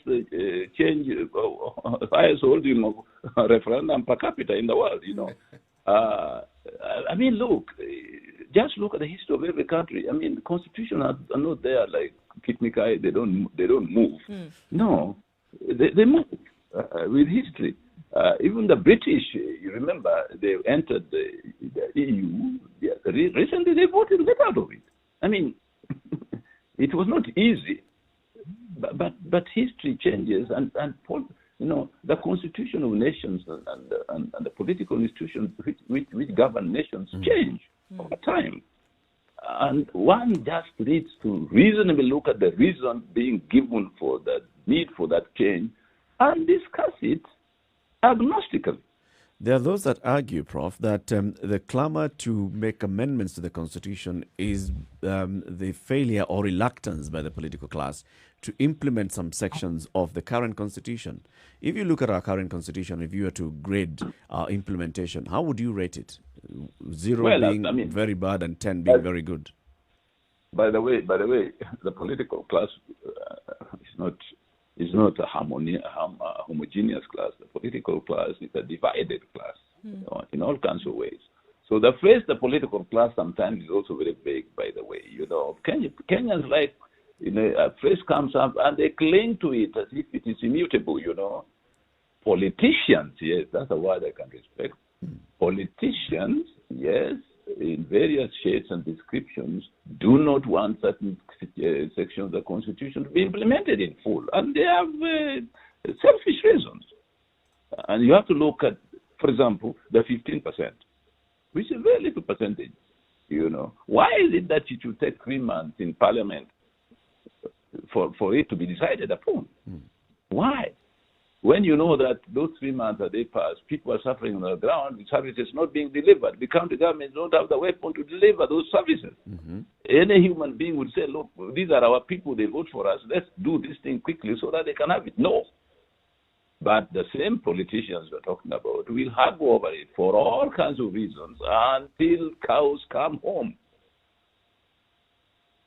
So how do we then, as the citizens, protect ourselves from these politicians and their selfish interests, like you say? So when you see politicians in the forefront of leading amendments to the Constitution, and you look back and you ask yourself, have they implemented this Constitution truthfully and to the letter? But they are the ones that are clamoring for an amendment to the same Constitution. How do we trust the same politicians? But we are saying they are the same citizens who vote them in. I mean, why are you excluding yourself from responsibility? I mean, yes, it is not just the politician, you too. So you are not holy. You are part of the problem too. Because you don't want to understand the issues. You always take sides also. You see?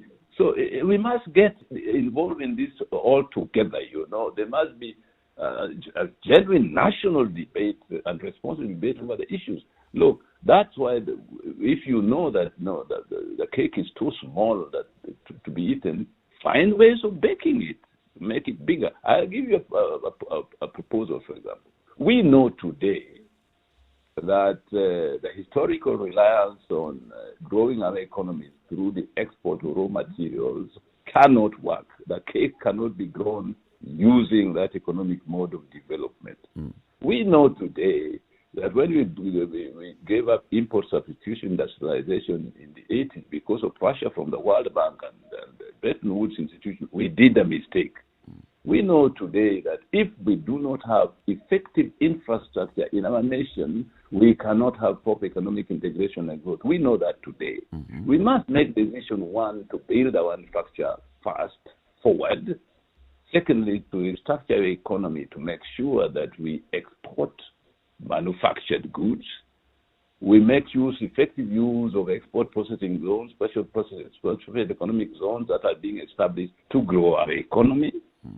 This requires a stable political system, not a political system that changes day and night. So that decision makers who made decisions yesterday are not decision makers who make decisions tomorrow. That's the reality. How do you create a system that will do this? If we don't have that concrete debate, and we look at BBI in an emotional way, we shall not do it. We shall not be like Malaysia. So, Professor, are we saying, therefore, that what the BBI will do is to try and correct some of these ills that have bedeviled us for the longest time? Is that what we're saying in a nutshell? It should do that. As far as I'm concerned, from my discussion with them in Kisumu, it should do that.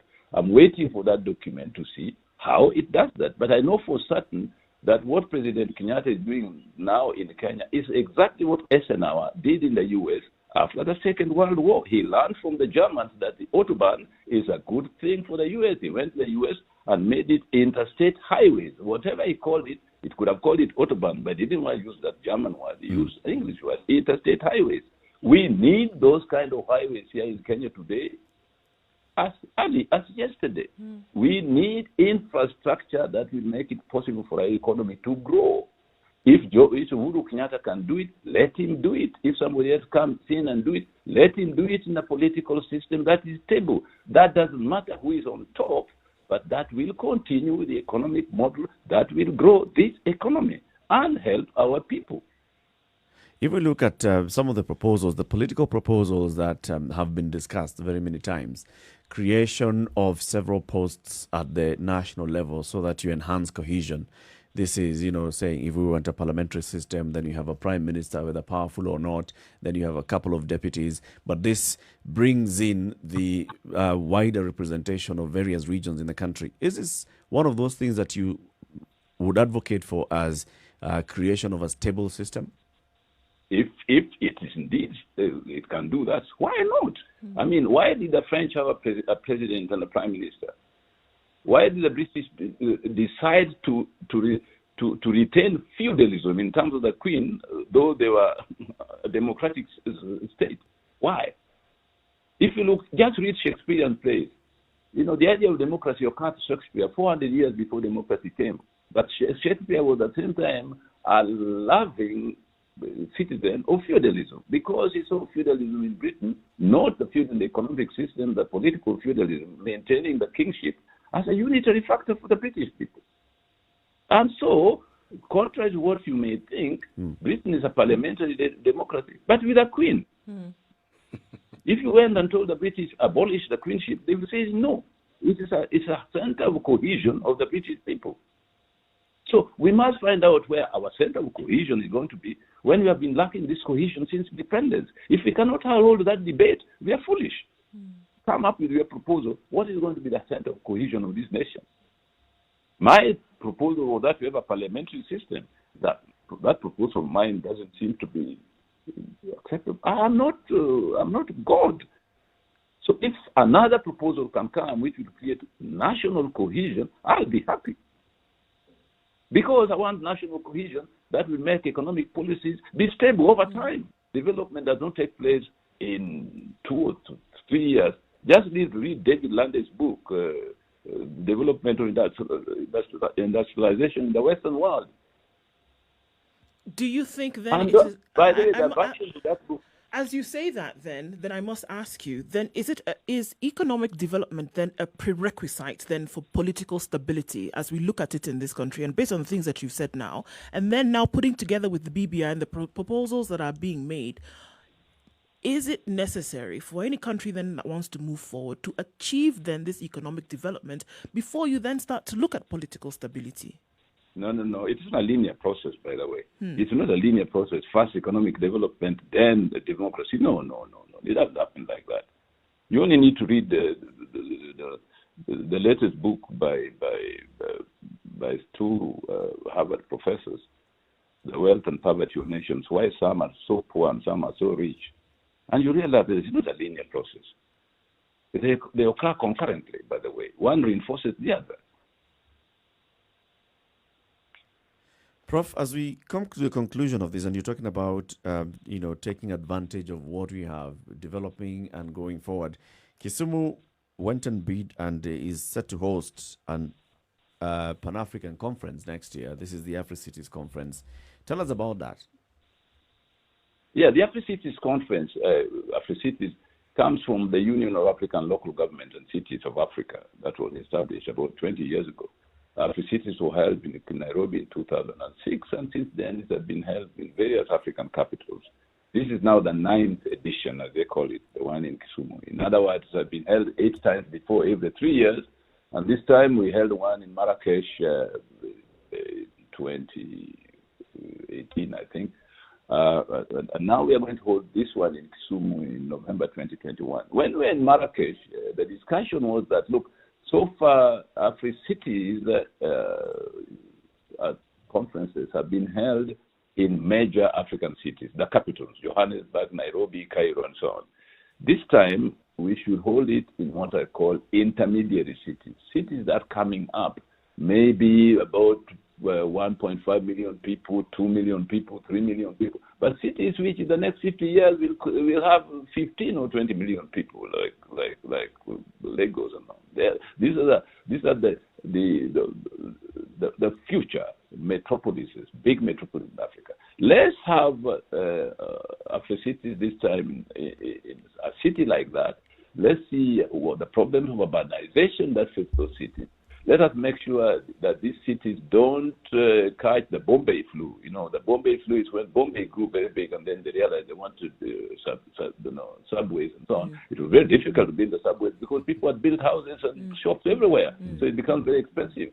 So if, let's say, infrastructure and transport is needed for the growth of cities, let us discuss in these intermediate cities and come with an understanding of how these cities can avoid some of the problems that big cities have in Africa today. That's why we're having these Afro-Cities in Kisumu in November 2021.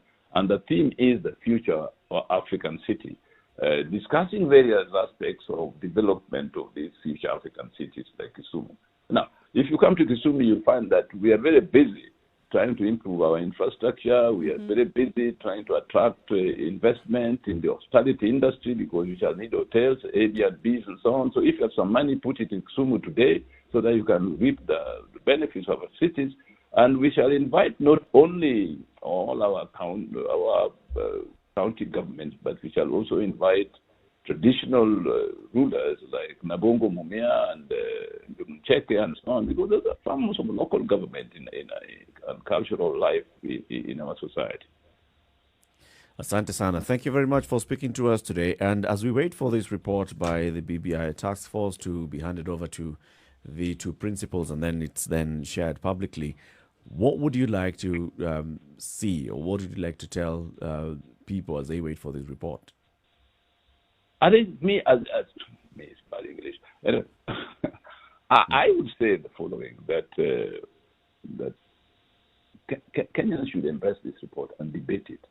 Let me repeat again: debate it agnostically. What do you mean by agnostically? Debate it without taking solid positions a priori beforehand, with an open mind, and see whether this report cannot be totally useless. By the way, I don't believe it that serious people like those put in the BBI team, like my friend Adam Solon, they can spend all the time meeting people and then come with a silly document. I don't think so. I mean, that would be a tragedy. So let us see what it proposes that is good. It may not be good totally, but let us come with reason why we reject certain parts of it. And let's see how we build our nation with some amount of national consensus as we go forward. Thank you very much. Professor Anyang' Nyong'o is the governor of Kisumu County, speaking to us about the BBI and also has told us about the Afro-Cities conference that's going to be hosted in Kisumu City next year. Governor, we wish you a great day and thank you very much for speaking to us. Thank you very much for bringing me into this wonderful program. Thank you. Have a good day. Thank you very much. This is the Situation Room, Kenya's biggest conversation on KTN Home and on Spice FM. Time for us to take a break on KTN Home. This is the Situation Room, the only way to start your day. Spice up your life. When you think about, when you listen to the conversation, for example, that we've just had with the governor of Kisumu County, I mean, he's participated in this process. He's participated in the process that brought us this new constitution. One thing is he's saying is, okay, let's look at it. Let's look at it. Let's remove all our political emotion from it. Is that really going to be possible? At this point, when you already have polarized sections, there are people who are listening to certain politicians now who have listened to them over time and have already taken a side without debating the BBI agnostically. Without that, right? They've already taken sides. Your leader has said something and you've taken a side. Whether you've seen it, whether you've heard it, not. You just heard there's something called BBI and you've taken a side. At this point, to introduce that kind of debate without emotions attached is going to be a Herculean task. It's going to be very, very difficult. And the unfortunate thing is that it must be led by someone. We really cannot tell the political leaders to shut up. Or should we? Just tell them, okay, the report is out for the next 2 months. Just keep quiet. Let's look at it. Allow people to ingest this and now. Okay. Now, people who will call themselves not politicians are the ones who are going to be commenting. And, of course, they will be mouthpieces of these politicians.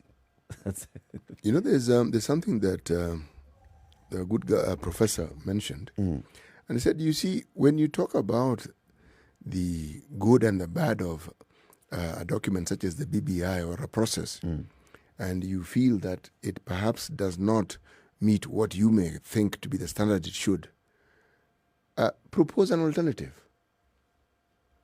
You see, what we hear is an opposition to it. I don't hear a suggestion for something better. No, there are also, to be fair, there are those that feel that there is really no issue to discuss right now. And I think they are wrong, unless they live in a different country altogether. You see, now that's where perspectives come in. No. If Eric, this isn't somebody perspectives. sits here and they think, look, what is ailing us right now is the lack of implementation of the current constitution. All right? So the issue of telling us that we need to address the constitution is, first of all, implement the constitution. Let's get to a point where the constitution has been fully and thoroughly implemented. We've seen what is working, what's not working after implementation, and then let's have the conversation. There's that school of thought that is saying that is where the issue is. You see, the constitutional issue, in my mind, sometimes is brought in to obfuscate, to sort of like color the actual discussion. The problems that we had before this new constitution came into being seem to be the same problems we still have. Have now. Yes. Yep. And those who are arguing that way argue that the implementation of this constitution in its full measure ought to solve these problems. But part of the constitution has been implemented. Now, if what has been implemented has indicated that there is perhaps need for change, so should we wait for the entire constitution to be implemented before you make the change? Because the changes that are being proposed are for those parts that have not been fully implemented. You see, they have an impact and a bearing. I don't think the constitution, even as I look at it as a layman, I cannot discuss the constitution piecemeal. I have to discuss it in its entirety. There's a reason why we have a new constitution, and there was something the new constitution was supposed to achieve. But there is a bigger problem. The constitution that we have has at the helm of it the presidential system that we currently have. Now, that presidential system is a problem. I don't think it's a debatable subject that this presidential system, as we have it, is a problem. It is a problem.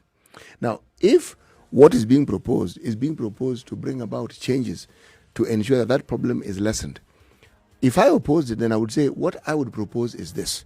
But it seems the silent proposal seems to be no. Or just maintain the status quo. But the status quo is what is bringing about this discussion. You see, and the disagreement also stems from that fact that not everybody believes that the presidential system is a problem. You see, we start from those points. The fact that one side believes that this system is a problem doesn't mean that the other side ought to agree with this side that this system is a problem. But Eric, it isn't one side. Eh? The whole idea of the handshake seemed to have brought two opposing sides together. So it wasn't as though one side just agreed to continue. Somebody had held a different position, and someone who had a completely different position from them seemed to have come together and agreed that, look, let's move forward in this way. So with that in mind, I think let the debate continue. Indeed, let it continue. Coming up to, it's now 8 o'clock. We'll have a different conversation in the next hour. Good morning. Spice up your life. 102.5 Spice FM, Kisumu. Traffic. Okay, coming out of Imaradima this morning, quite a number of police on the streets this morning trying to direct that traffic. We know that the expressway, the construction there, is contributing to the traffic that we see on Mombasa Road this morning, and it's quite crazy. All the way from the Weyi Bridge, it has not let down in any way, shape or form, and it's heating up as we go along, guys. So if you're stuck there, just know that there is traffic up ahead, so you're going to be there for some time. If you didn't leave earlier than now, it means that there'll be some more minutes spent in this Monday morning traffic. Let's look at Thika Road, where it was slowing down right around Garden City. Getting into the CBD, however, it's picking up just a bit. As you get to the underpass at Pangani, you should be all right. Kiambu Road, however, is a mishmash, guys, as you're trying to join the superhighway. Then getting to the Globe Cinema overpass, you should be all right. If you use Forest Road, getting into the CBD, that also is an option. Again, the eastern and southern bypasses, an option for you to use longer, but you won't sit in traffic. All right, let us know where you might be stuck. We might be able to offer an alternative. Spice FM KE on Twitter, or text us on 40127.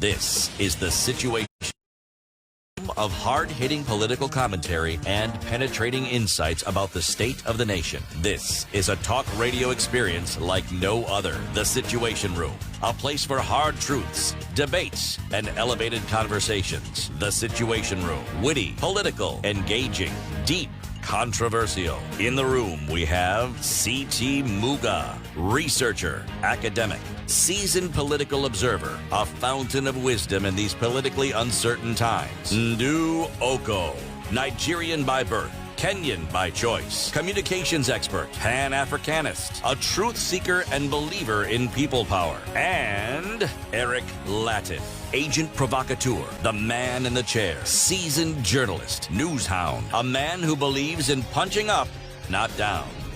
This is The Situation Room, the only way to start your day. 2.5 minutes after 8. This is Kenya's biggest conversation as we begin this new hour. C.T. Muga, remind us today's proverb. If you think you are too small to make a difference, try spending a night with a mosquito.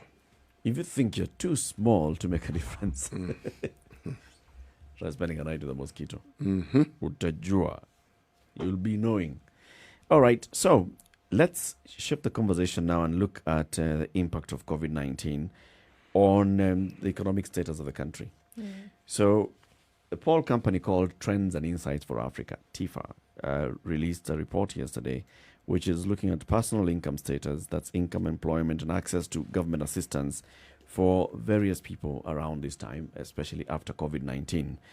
So TIFA Research released the report on the economic impact on COVID-19 amongst low-income earners in Nairobi. The highlights of the survey: employment status amongst Nairobi's low-income areas increased from 33% to 64% between April and September 2020. Although employment prospects were better, only 3% of the respondents who had been working before the COVID-19 arrived report now earning with all or most of what they had been earning before. 80% of all respondents say that their lives have become much worse since the arrival of the COVID-19 virus. 76% of the respondents indicate that they know someone who has been evicted for non-payment of rent. Now, if you just look at that and looking at what the Kenya National Bureau of Statistics had also released periodically over this period, it mirrors what is happening in the society. Sure. People have really been impacted by COVID-19. People have lost their livelihoods. People have now gotten to a point where they're unable to pay rent. They're unable to, even buy food for their families. People have no incomes at all.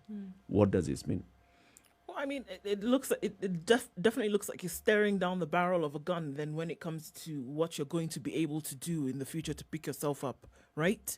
And also at the same time, even beyond people not being able to pay their rent, we have even worse off situations whereby families have sent their children to go stay with their relatives in their rural homes, and then couples having to live in houses together. So you have 3 couples living in a home. And their children are not there so that they can share the rent. And these are things that are happening, not stories, not movies, things that are happening now as we speak. So I'm actually not surprised by these numbers that has come out of this research. It actually has been deemed the worst of times because of the introduction of COVID. One thing that seems very interesting to me, however, is that employment status amongst Nairobi's low-income areas increases, almost doubles, between April and September 2020, when things would have been the worst off, where companies were not hiring because they had essentially shut down, within this low-income area, how then was it that people were getting more jobs? And I would like Is to... it employment status or is it unemployment status, actually? It's moving from to 63%. Employment status amongst low income increases from 30 to 64. So it would be interesting to know, does that mean that more people were employed, or the status changed whereby it went negative by half? I think we can get clarification on that. Yeah. Because it could be it could be either one of the two. Yep. It would seem that it would go in the negative way with all this other information that is following, because it now talks about the fact that 80% of those say that they've lived in the worst times. 76% say that they know someone who has been evicted for non-payment of rent. So it would appear that the employment status has shifted so that more people are unemployed. Unemployment. It right? should be unemployment status. If you look at the figures themselves, how the main ways how daily life has changed by total: loss of employment or work, 47% change. Reduced earnings from self-employment or casual work, 42% change. Reduced earnings from formal employment, 23%. Increased hunger, 16%. Reduced real income due to inflation, 13%. So clearly it shows that this is unemployment that increased. So employment status worsened over the period. Doubled. In this time. Let's bring in the CEO and founder of TIFA. This is the Trends and Insights for Africa Research Limited, Maggie Reri. Maggie, thank you very much for joining us. Karibu to the Situation Room.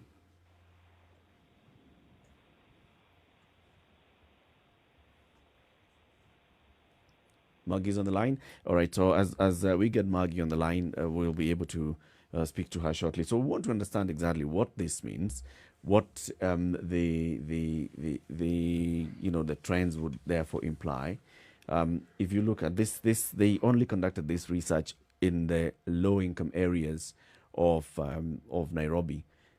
Then, of course, you can just look at that and see this would have an impact even in across the country, and this is what it basically would mean. Maggie, good morning. Good morning. Thank you very much for joining us. Sorry we lost you there for a bit. Welcome to the Situation Room. Thank you very much for having me. So early in the morning. It's 8, Maggie. It is not so early in the morning. So early is around midnight. Yeah, 8 is better than the 6 o'clock. So yeah, thank you for having me. All right. So let's just start off with seeking clarification on this. When you look at the figures that you released yesterday, do they imply that employment status worsened over this period between April and September, or is it the other way around?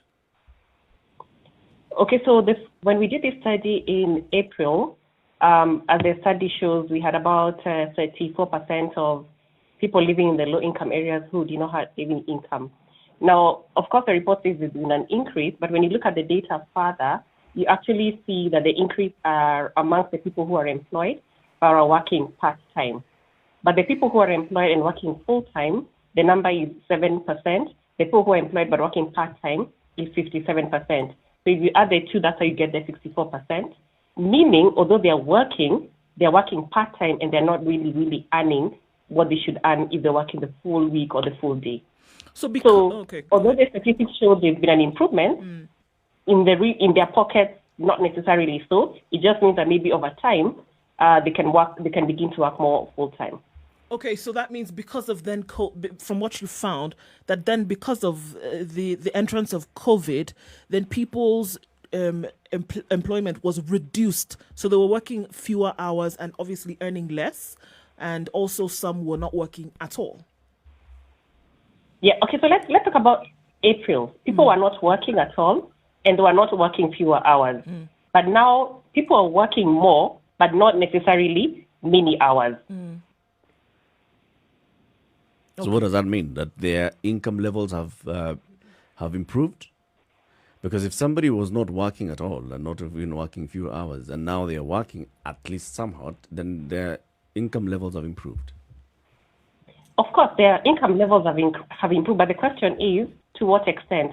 If I was earning 0 and now I'm earning 1,000 bob, and my family expenditure is, let's say, 20,000, there's been an improvement, but I would not be able to feel it because the amount of money I'm earning is not enough to take care of my family.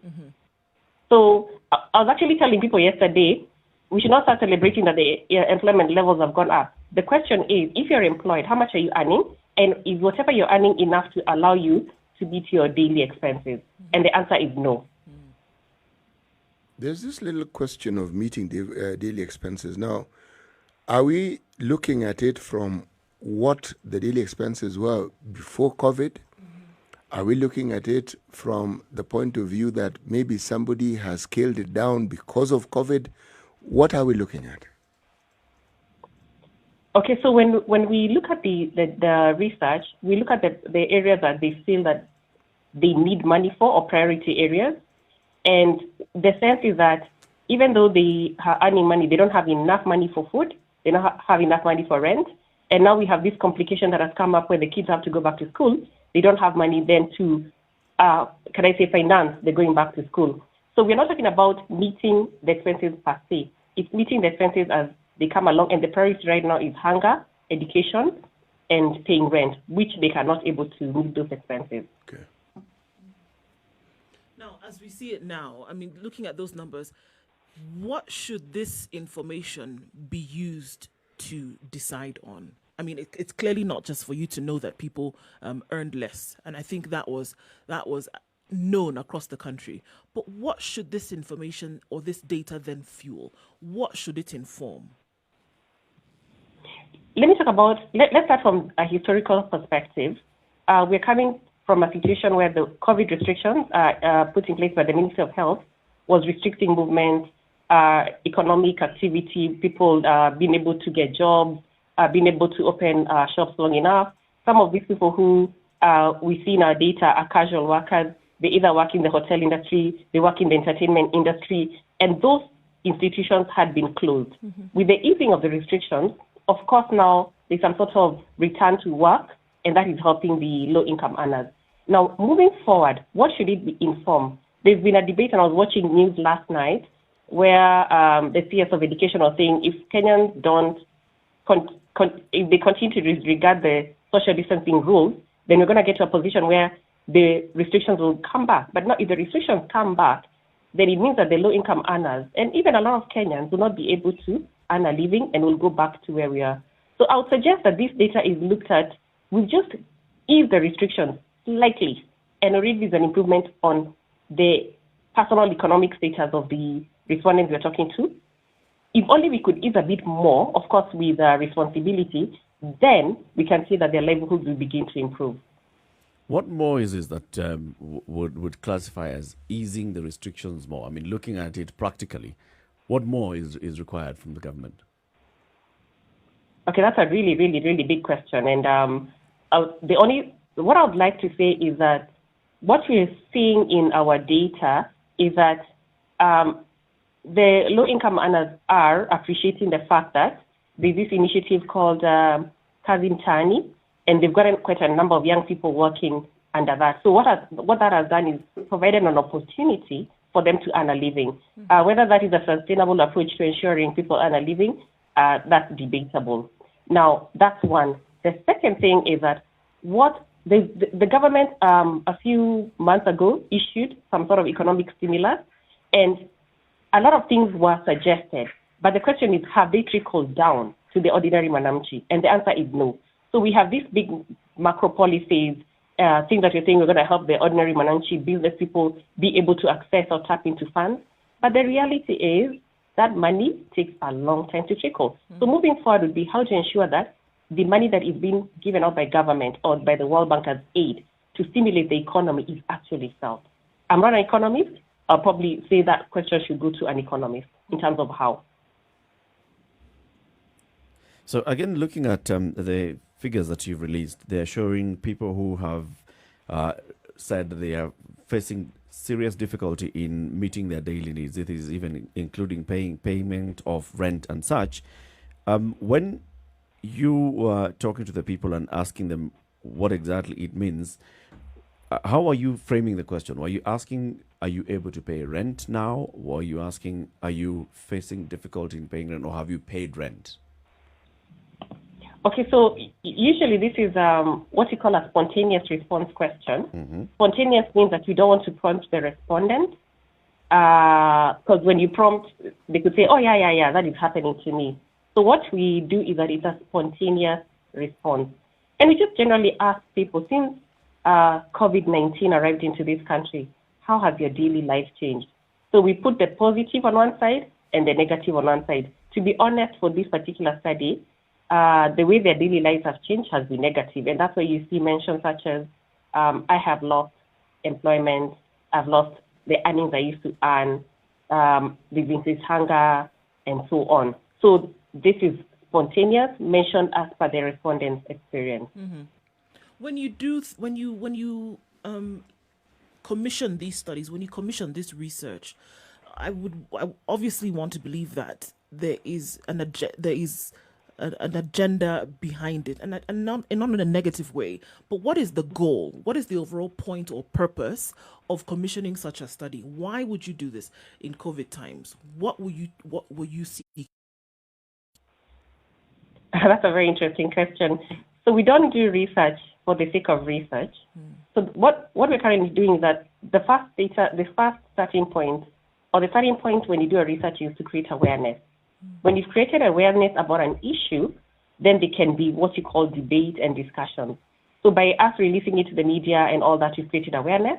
And over time, we've seen that when we release this kind of report, we get into conversations with people who are decision makers at the policy level, and they begin to interrogate the data further and find out what they can do with the data.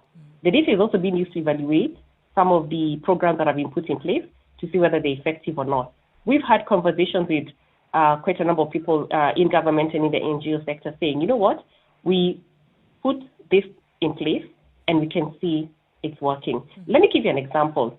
For instance, there's been efforts by one of the local organizations, even quite a number of local organizations, to feed the people living in the low-income areas. But what you're seeing in our data is that one organization is really standing out in terms of being mentioned by the respondents that they are actually helping a lot of people. That organization is Shofco. It's an NGO that is working in the slum areas.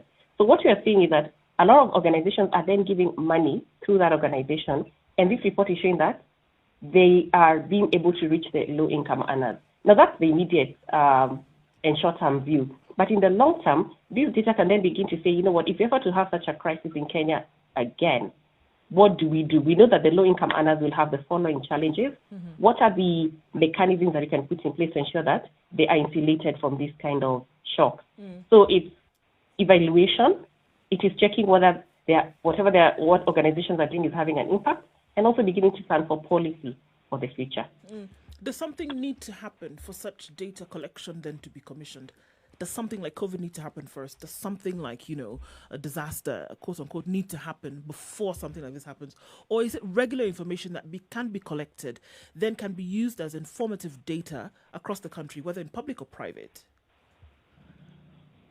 You see, if you look at the Kenya National Bureau of Statistics data, they do collect regular information about the general population, the low-income earners. That happens on a regular basis. But for this particular issue of COVID, it's unprecedented. Even if you had collected data, you'd not have imagined that it would have affected the country in this way. So what I can say is that there's already data collected, but what I appreciate is that when COVID broke out, quite a number of organizations decided, you know what, we're going to start collecting data now because we're collecting data on something that we've not seen. Kenya National Bureau of Statistics has collected, an organization called TOEZA has collected, Ministry of Health continues to collect, and we are collecting. So what we have done, even as researchers, is that we are consolidating all our results and sharing them with the Ministry of Health and any other relevant parties, and they're beginning to get insights from it. So unfortunately, there was no way anyone would have predicted and planned for this kind of situation. However, if I may add, we could borrow from West Africa. If you remember in 2016, if I'm not wrong, or 2014, we had Ebola in West Africa. And Ebola, although its effect was not as, in terms of death and infection, was not as big as it has been for COVID, Ebola actually presents an opportunity for us to learn. So for me, I felt that perhaps when COVID hit or there was a threat of COVID, we should have actually gone to see what happened in West Africa. How did they manage Ebola? How did they manage Ebola with the education system? Therefore, you're using a case study that has happened elsewhere rather than us beginning to learn afresh. Is there a specific reason why it is this study only took place among the low-income earners within the urban centers and not low-income earners in the rural areas? Okay, so if you look at the statistics in terms of the COVID cases, the highest number is actually in Nairobi. And also what happened, if you remember, Nairobi was cordoned off and were not able to move. So we felt that because Nairobi was hit the highest, we then decided to focus on Nairobi and also focus on the population that is most affected, and that's the low-income earners. Now, that does not mean that there's no room for doing this in the rural areas. And the organizations that have done that, like Toyota East Africa, but what you find is that the people living in Nairobi, and I'd like to add Mombasa if possible, the effect is actually worse than low-income earners in the rural areas. And here we're talking about they're living in areas that are congested. They're living in areas where even if they've got no place to farm, I mean, if I'm living in the rural area, I probably have a small place where I can farm and probably plant a few stomachs and make some money or get some food. But in Nairobi, you're talking about living in a very small room. You cannot do farming. The only way you can make money is casual work. You don't have casual work. Then worst case scenario is that you've actually been, that was what was happening. Nairobi has been cordoned off. You cannot leave Nairobi. So we felt that Nairobi was an ideal place, but that does not mean that there's no opportunity to do this kind of study in other parts of the country. Was the study able to detect some of the impact of government measures and other support that has been offered by various other organizations? So, for instance, if you look at all these areas and everybody is reporting that their life has been impacted heavily, at some point were you able to detect that why not for assistance coming from the government, Kazi Mtaani, or the cash transfer program by the government, or even the COVID-19 response fund, whatever it did in some of these areas, were you able to detect the impact of such money going into these areas?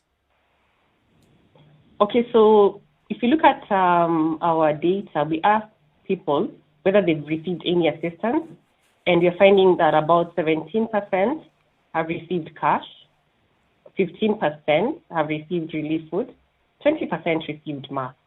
So if you look at those numbers, they're quite low. I mean, 17%, 15, and 20, that is really low. It doesn't begin to cover the population that is affected. And again, if we actually found that in terms of the organizations that are really, really active were actually the NGO sector and the private sector. They're the ones who appear to be doing much more in terms of giving cash, masks, and donations. Now, the government, of course, is doing something, and their rating is, can I say, average, but at the end of the day, not enough has been done in terms of assistance to help this needy population. Time for us to take a break, Maggie, and when we come back, we'll look at also the impact of COVID-19 on parents now that schools are reopening and what the respondents were saying in that other survey that you also released results of yesterday. This is a Situation Room. It's Kenya's biggest conversation. We're having a conversation with Maggie Reri. She's the founder and CEO of Tifa Research Limited.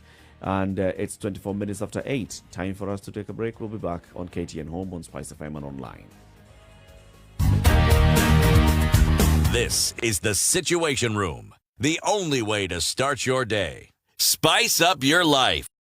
Are you ready? Okay. Spice FM. Spice FM. Njeri. All right, mostly cloudy conditions still in Nairobi, highs of 24 and lows of 16. That warning for rain coming in later, though. Njeri cloudy at 16 degrees. The rain seems to have stopped for now, but they will come back later. Highs of 22 and lows of 15 in Njeri. In Nakuru, it's mostly cloudy at 16, highs of 21, with thunderstorms expected later, coming down to a low of 13. It's mostly cloudy in Eldoret at 14 degrees, with highs of 19 and lows of 13. There will be thunderstorms this afternoon.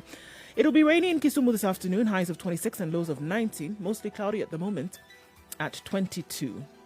Mostly cloudy conditions in Kakamega at 19 degrees, highs of 23 and lows of 16, also with a chance of rain here. It's partly cloudy in Mombasa, and those clouds, the heavy ones for rain, seem to have disappeared. Highs of 30 and lows of 24. Sunny conditions in Malindi at 27, going to highs of 30 and lows of 25. It'll be sunny all day. Partly cloudy in Kampala at 19, highs of 25 and lows of 19 with rain expected later. It's going to be a partly cloudy day in Dar es Salaam at 27, highs of 31 and lows of 23. Joburg is mostly sunny and warming up at 20 at the moment, highs of 31 and lows of 18. And finally for now in Lagos, it's partly cloudy at 31, that'll be the high with lows of 24.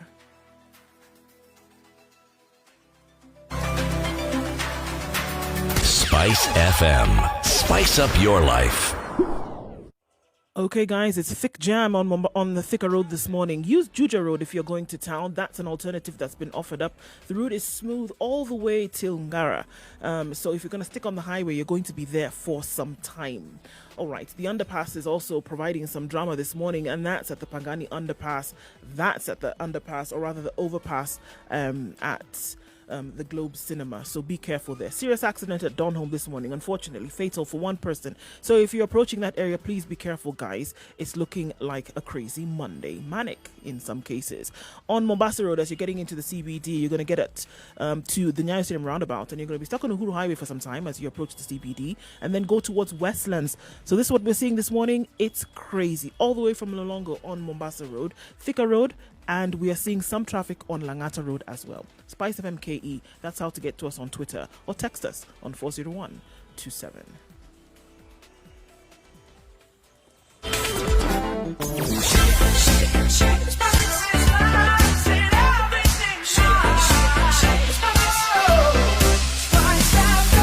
Spice up your life. Mature, intelligent talk every morning. Spice up yourself.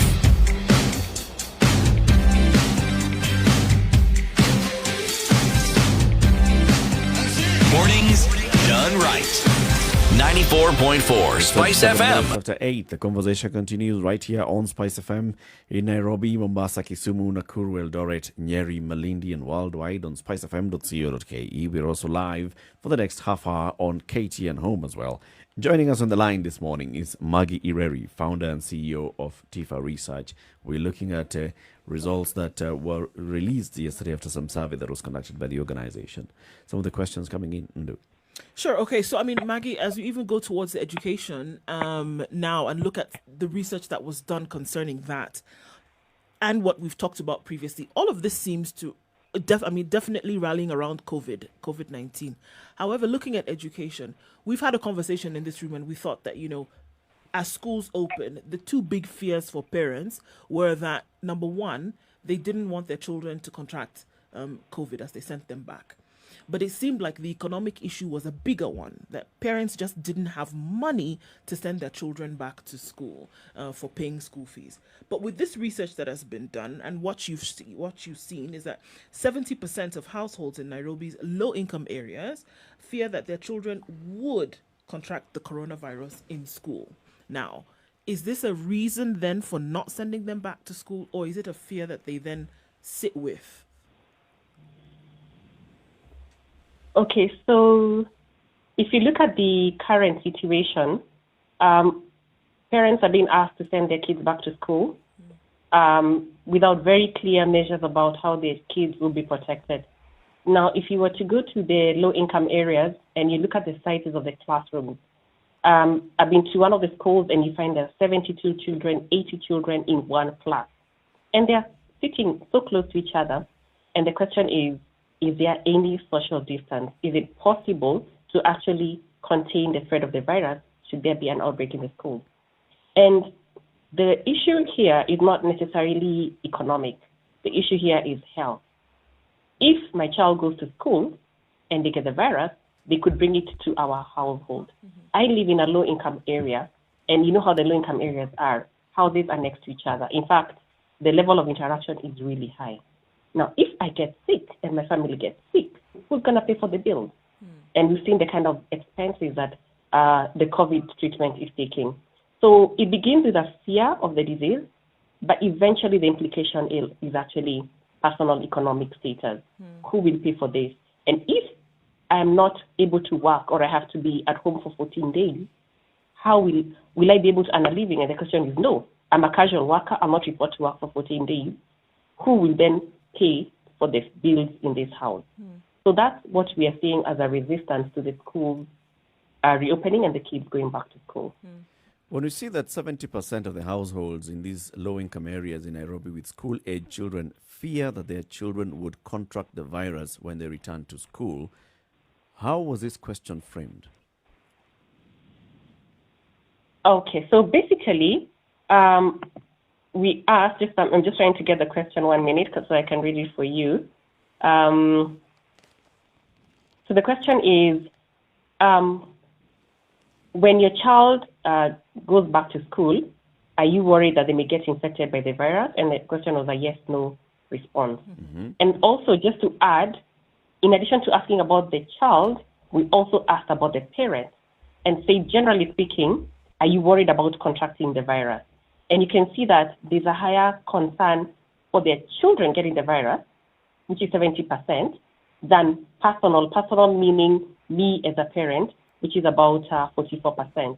So I feel that they feel that the school environment poses a greater threat to their children. Was there space, for example, for asking that same question without including the words goes back to school?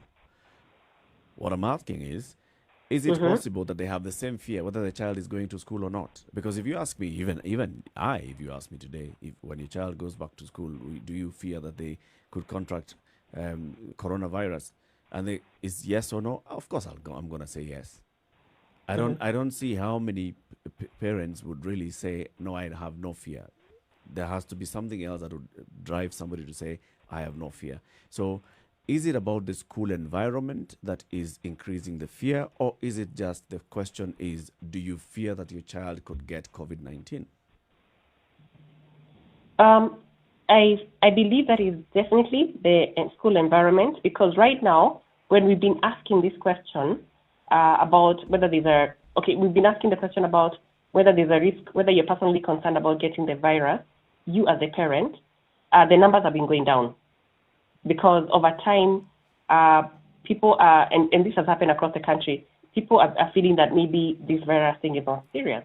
So that's the parents themselves. But now there's something that is going to change in the next couple of weeks. The environment will change, whereby the child will be in and out of the environment. So we feel that the question was justified, especially since that has been a big debate amongst parents, amongst the schools. And definitely the question is not biased, if that's what you're trying to imply.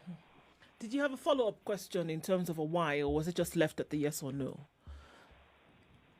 No, we did not have a follow-up question for this survey. However, we've done other small studies with parents over the last couple of months before even the schools were announced to open. And consistently when we ask parents, what worries you most about the schools reopening, we get over 60% saying, you know what, my child could be infected. And when we ask why, they say, how sure are you that there are measures put in place to protect our children? And I just want again to borrow from West Africa.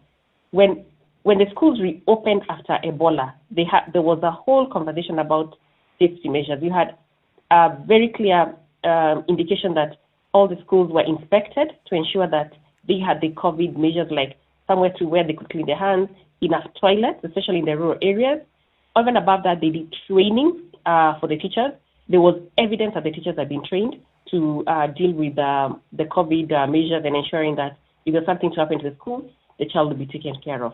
The Ministry of Education, together with other stakeholders, including the health system, actually published guidelines. There was a whole booklet on how this thing should be managed at the school. Now, here we are asking our parents to send their children back to school. But what are the symbols or assurances that measures are being put in place to protect children? For me, I would say not enough has been done, and that's why we're getting these kind of numbers where 70% are worried about the children going back to school. Now, you mentioned that, you haven't mentioned, but the question was asked if there was a follow-up question to what you asked. But even now, children have gone back to school. In your opinion, and looking at the data that you have, Do you really think that the issue of children contracting virus or the possibility and then coming to infect their parents was the foremost reason that parents were apprehensive about children going back to school? So in my personal opinion, Yes. I'll say yes.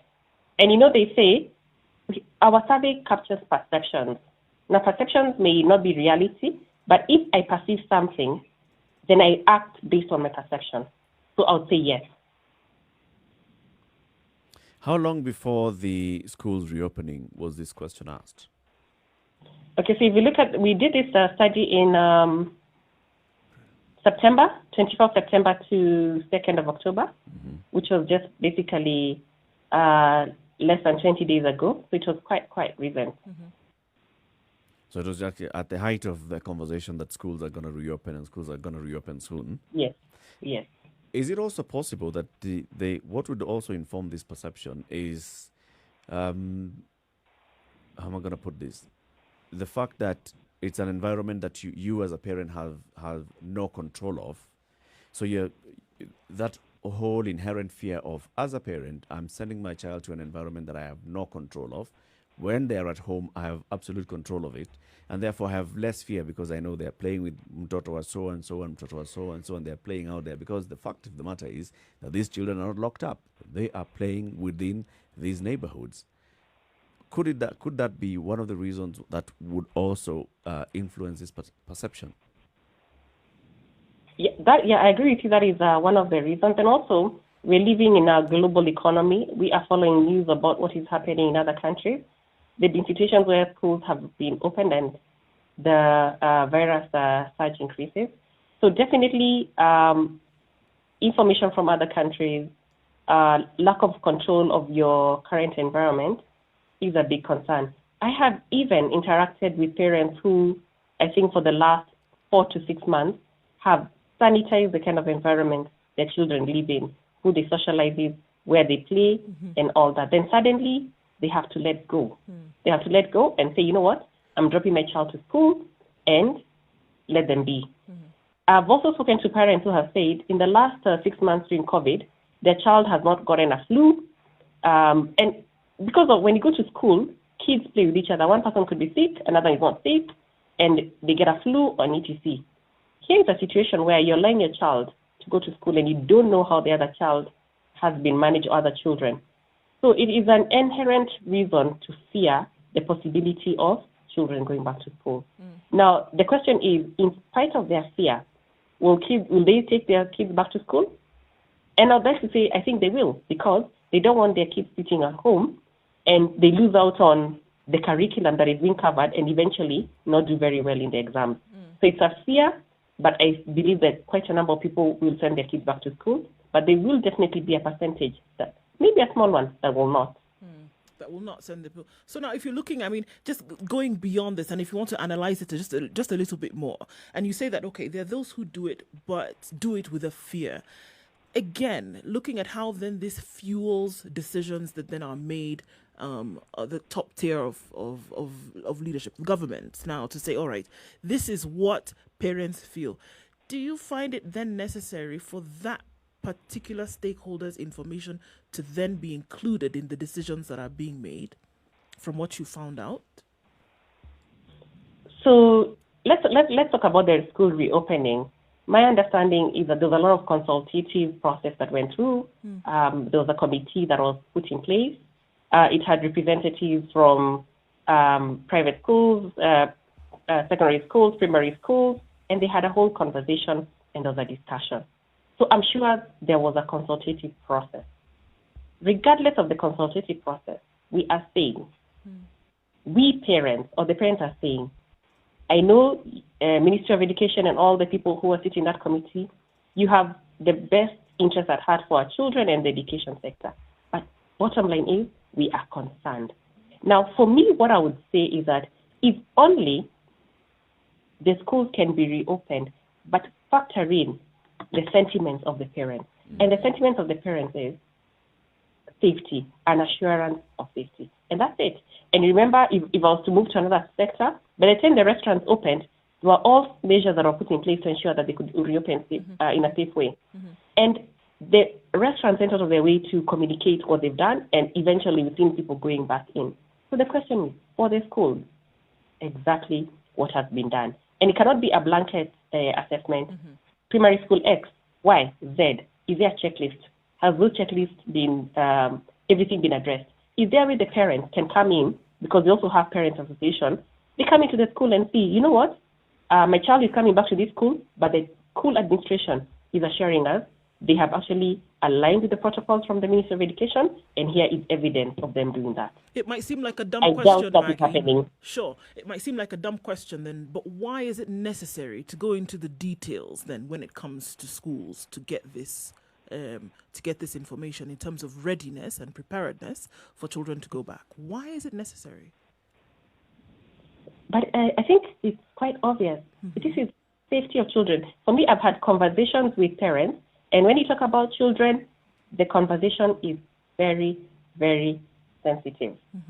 So if for Kenyans to go back to restaurants, if for Kenyans to go back to public places, there was a very thorough process. We are talking about our children. In fact, a higher standard has to be put in place because we're talking about children. And for me, whether it sounds logical or not, it is emotional, because when you're talking about our children, it's an emotional conversation. Right. And regardless of whether it's emotional or not, it is the parent's right to be assured that the child is going back to school in a safe environment. You did mention one of the things that I saw in the findings of your research had to do with domestic violence. Yes. Yes. Now, what made you think about inquiring into this? What was the thinking behind it? So to be honest, when we started this study, we assumed that the main impact would actually be more of personal finances and a health issue. But increasingly, and thanks to the media, we were seeing reports of domestic violence, and we then decided to put this question into the survey. And then we said, domestic violence can be against men, it can be against women, or against children. So you'll see in our results to structure it in such a way that we're asking about the incidence of domestic violence, whether it exists in the neighborhood. Please note, we ask whether it exists in the neighborhood. Usually in research, if we ask, does domestic violence exist in your home, we are likely to get the wrong answers because people don't want to admit. But when you ask, is it happening in your neighborhood, meaning somebody around your neighborhood, and we find that the instances are quite worrying because we have 37% reporting violence against women, 29% reporting violence against men, and 22% saying there's violence against children in the neighborhood. And the violence could be physical, verbal, or both. Yeah, just looking at those figures again, actually, for the benefit of our audience, from this survey, the violence against children, 28% was physical abuse, 21% is verbal abuse, and 46% is both physical and verbal. And then looking at the violence against women, 25% of physical abuse, 20% of verbal abuse, and 52% both physical and verbal. For men, 26% physical, 30% verbal, 39% both physical and verbal. This is, like you said, these are worrying trends, and this is a very high number. If you actually look at the kind of increase that you're talking about in a period of between April and September, is it? Yes. So between a period of April and September, if we even talk about 37% increase in violence against women, or 29% increase in violence against men, and 22% increase in violence against children, what is it that would lead to this kind of increase? So our population is living in the low-income residents. If you have been to any of these areas, it's a pretty small house. And if there's going to be, and remember we started with curfew being from 7 p.m. So by 7 p.m., people had to be in the house, locked in, and in this small house. Whereas in the past, maybe the man goes out and comes back late in the evening, or you can sit outside and we can visit each other. And by the time you're coming home, you're just coming to sleep. But now when you're in a small room, and you have to be together, and there's no space, then I think the tensions begin to show, and it's only a matter of time that you start seeing this kind of results. And to be honest, this is not something that is only happening in Kenya. It's also happening globally. We've seen cases of this happening in countries like India, South Africa, and the rest. So the issue of being together rather than avoiding people that you cannot stand and you're then together in the house is an issue. The other one I'd like to add is that if you're a man and you've lost your job because of COVID, suddenly you have a family that is asking you for food, your children are pestering you for things and you don't have money. How do you express your frustration? Perhaps that ends up being put towards against the women and the children in the house, which is really, really sad. But also, even looking at the figures, I mean, there was a significant increase in violence against men, 29% increase in violence against men. And if you look at both women, 37% increase, and men, 29%, I don't know how to word this, but it appears that the adults are fighting amongst themselves more than they're even meting out this violence against children, which is still high. I'm not saying that it's a low number, but it's 22%. But the men and women is much higher. How would you translate that result? So, if you look at this data, actually the physical abuse against women is 25%, and the one against men is 26%, which is at par. Yep. Verbal abuse against women is 20%, against men is 30%. So what we start beginning to see that for the men, because verbal abuse is 30%, it speaks to a situation of where maybe the members of the household, and maybe perhaps the women and their wives, begin to abuse the husband for whatever reason. But for us, our assumption was that perhaps it's a socio-economic issue. Yeah. This person is not bringing enough money home, Right. and therefore I need to abuse him or express myself, and in that expression, it ends up being verbal abuse. Now, if you look at the combination of both physical and verbal abuse, which is 52% for women, versus men, 39% physical and verbal abuse, we still find that women suffer a higher percentage of domestic violence for both as compared to men. But for us, what was interesting is that a lot of stereotypes always say that domestic violence is always against against women and against children. But this study is beginning to redefine what is happening on the ground. The other reason could be where men end up getting physical abuse is that maybe they go out drinking. By the time they're coming back home, they're probably drunk and don't have enough stamina, and they are basically vulnerable to being beaten. So these are very, very worrying statistics. And the worst thing would be the physical abuse getting to the next level, which is permanent damage or even killing each other because you're in the house together. But your study didn't look into these details. These are just suppositions that you're putting forward. Yes, these are suppositions.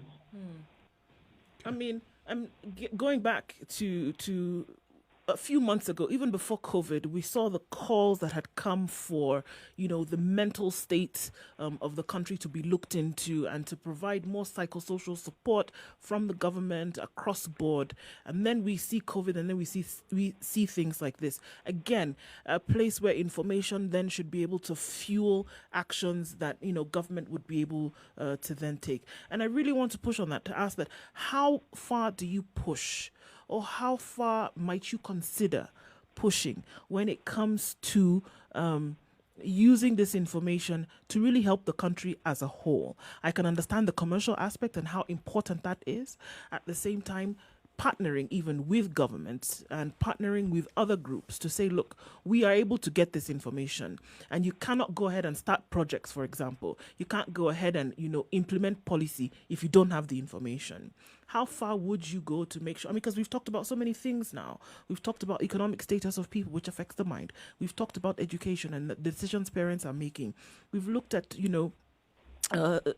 physical, sexual violence, abuse against men and women taking place as a result of COVID. Things that could actually help towards policy. How vested then would you be, even with other groups, to make sure that this information is used as much as it can be? So if you look at the organizations funding this survey, which is the Canadian High Commission in Kenya and the Hans Sedol Foundation in Kenya, for them, I would like to say the starting point was to avail this data, especially to their network. And what you know about their kind of network, they have a lot of organizations that are dealing with these particular issues. So the starting point is that they are already circulating this report and engaging possible people who could actually take these results moving forward. Now, the other bigger conversation is how do you use this data to inform policy? I don't want to paint a very negative picture, but policy formulation takes time. I have been involved in the policy process, and from the time you have information to stakeholder engagement to coming up with a policy, it could actually take 2 years.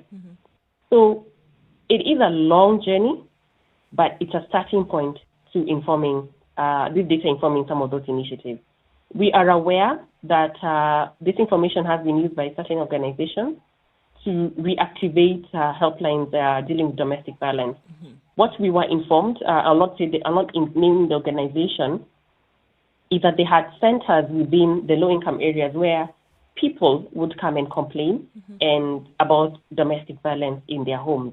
However, when COVID broke and those movement restrictions, then they found that they had less people going to the centers. Now, this data was quite interesting to them because they're able to see, in spite of the numbers or the human traffic to their center reducing, it's still there. And they actually began to publicize the helpline and begin to tell people you can actually call, we can call you back, and so on. So that was an immediate reaction. But in terms of policy, it does take time. And somebody needs to own the data, come up with policy proposals, and then move it to the next level. Are these conversations being had? I mean, even if to hear that it's available for people to then consider, time that it would take notwithstanding, are these conversations being had? Yes, they are, because one of our mandates is to ensure this report is distributed as widely as possible. We've been having what you call webinars, picking topics and saying, this is a topic and getting subject matter experts, and getting quite a number of organizations to attend. I remember the last webinar we had a couple of months ago. The profile of the organizations that actually were part of the webinar were quite significant because they have programs in some of these areas. Now, it is our hope that they are now moving the findings to the next level. But definitely, the findings are being processed and being moved forward. I'm also aware of an initiative between Toweza and Makweni County, where they did a study on COVID. And by the way, when they're doing the study on COVID, they agreed on the questionnaire with the county government, and the data was collected, and the recommendations were discussed with the county government of Makweni, and now the county government of Makweni is implementing. Now, what that means is that there's a proactive county government. The county government is actually inputting on the design of the questionnaire and then using the findings for implementation. I wish we could get a bit more of those kind of organizations that actually move forward and engage researchers more proactively, like the Makweni County government is doing. You know, Makweni is mentioned all the time in many of these programs. Should you all just move into Makweni or just make Kenya Makweni? Anyway, thank you very much, Njeri, for speaking to us and for sharing the insights into these reports that you've released. Maggie is the founder and CEO of TIFA. Asante sana and have a good day, Maggie. Thank you very much, and thank you for having me. Kwaheri. Thank you. Kwaheri. We also want to say kwaheri to our audience on KTN Home, who will be joining us again tomorrow morning, 7 a.m. to 9 a.m. on KTN Home. But this conversation happens every weekday morning, 6 a.m. to 10 a.m. The Situation Room on Spice FM, 94.4 in Nairobi, 87.9 in Mombasa, 102.5 in Kisumu, 96.0 in Nakuru, 96.7 Eldoret, Njeri 90.9, Malindi 97.7. This is the Situation Room, the only way to start your day. Spice up your life. Mature, intelligent talk every morning. Spice up yourself.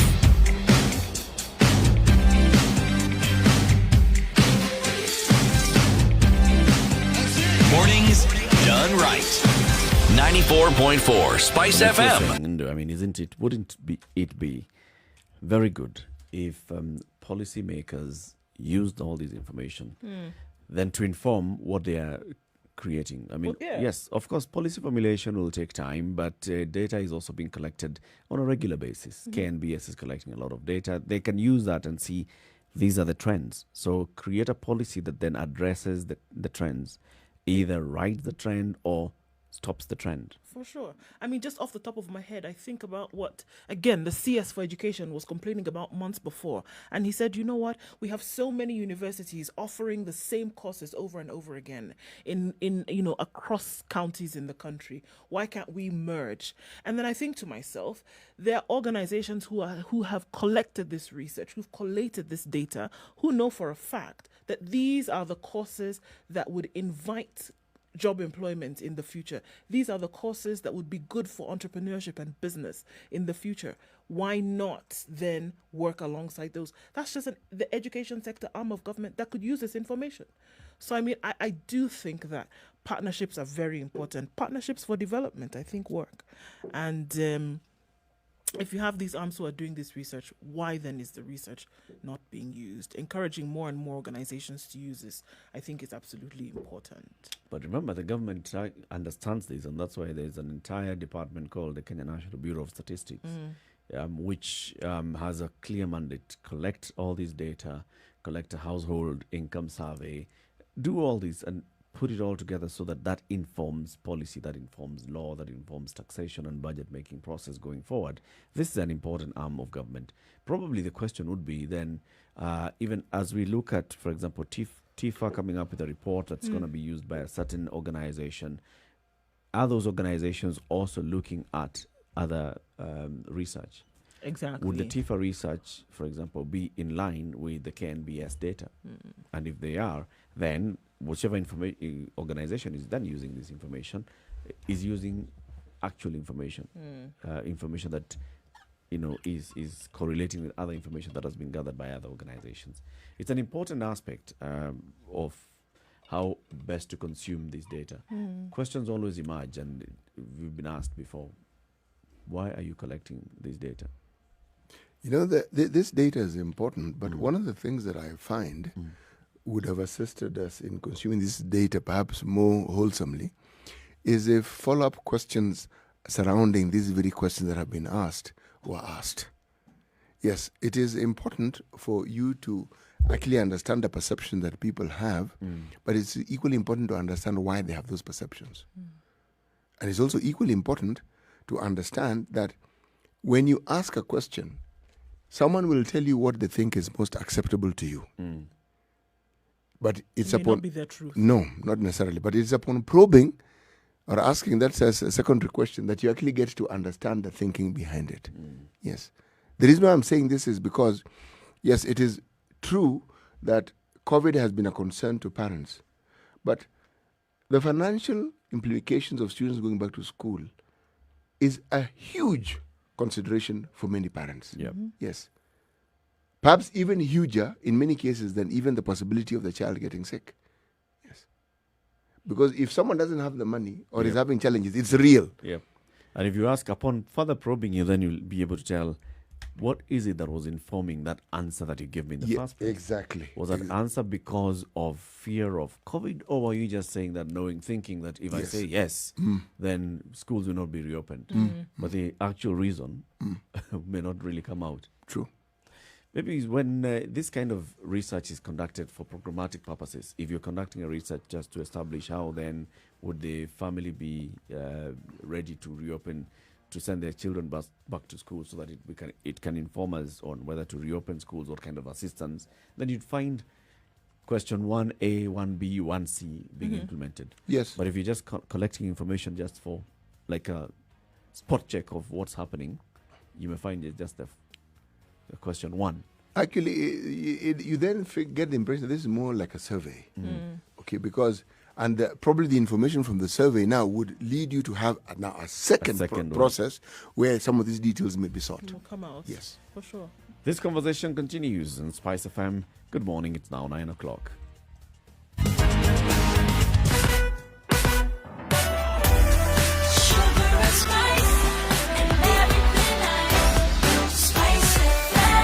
spice up your life.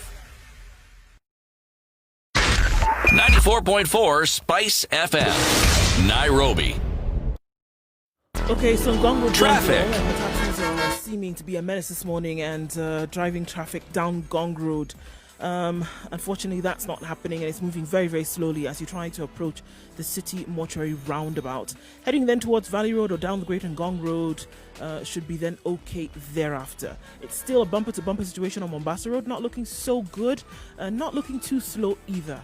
So you should be able to get off of that one soon enough. Thika Road also, where it was a bumper-to-bumper situation right around the underpass at Pangani, that has opened up some. So we should be getting out of traffic hours soon enough.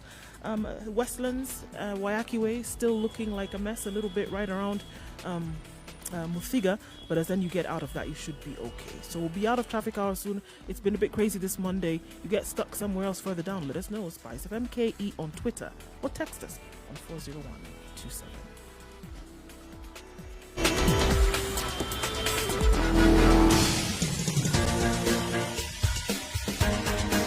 This is the Situation Room, the home of hard-hitting political commentary and penetrating insights about the state of the nation. This is a talk radio experience like no other. The Situation Room, a place for hard truths, debates, and elevated conversations. The Situation Room, witty, political, engaging, deep, controversial. In the room, we have C.T. Muga, researcher, academic, seasoned political observer, a fountain of wisdom in these politically uncertain times. Nduh Okoh, Nigerian by birth, Kenyan by choice, communications expert, Pan-Africanist, a truth seeker and believer in people power, and Eric Latiff, agent provocateur, the man in the chair, seasoned journalist, news hound, a man who believes in punching up, not down. This is the Situation Room, the only way to start your day. 9, the conversation continues. Macadero Mike is asking, what was today's proverb? There was this other one about a mosquito, if I'm not wrong. I didn't get it clearly. Maybe I should repeat it. If you think you are too small to make a difference, try spending a night with a mosquito. That's the mosquito one. That's the other one about the mosquito. Umesikia, Mike Macadero. So repeat again. If you think you are too small to make a difference, try spending a night with a mosquito. Right. There you go. Try spending a night with the mosquito. Well, we'll get to understand the context of this in today's proverb. As we continue with this conversation, we had this conversation with Professor Anyang' Nyong'o, the governor of Kisumu County, whether BBI is the cure. A number of comments have come in. David Peter Mutendeweso says, no, we don't know what's in BBI. Secondly, the way it's being processed to be passed shows how dictatorial its organs are.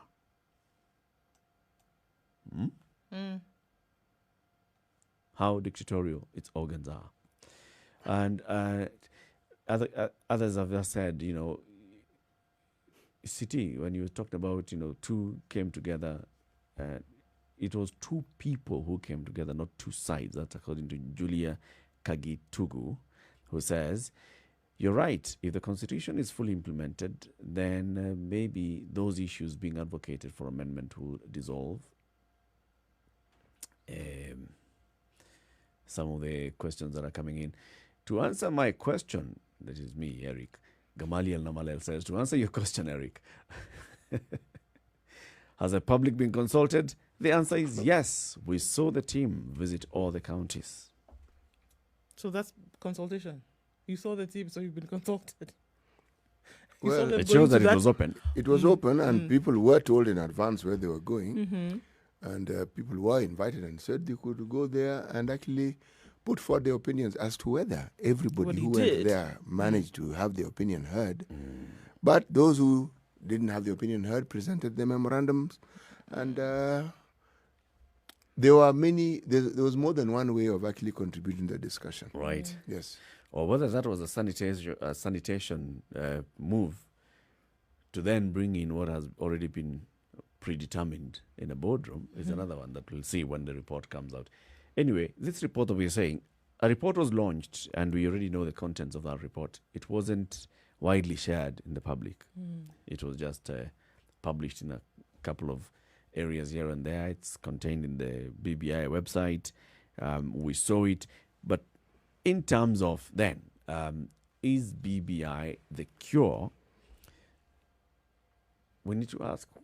Well, ask yourself, maybe I even brought a question. What's the diagnosis first? What's the ailment? Yes, and I think the ailment is understood because the ailment it didn't begin and start with the BBI. It began and started with the need to change the constitution because it was felt that all the wrongs that we've been complaining about since independence might actually, we may actually start on the path of sorting these things out if we had a new constitution.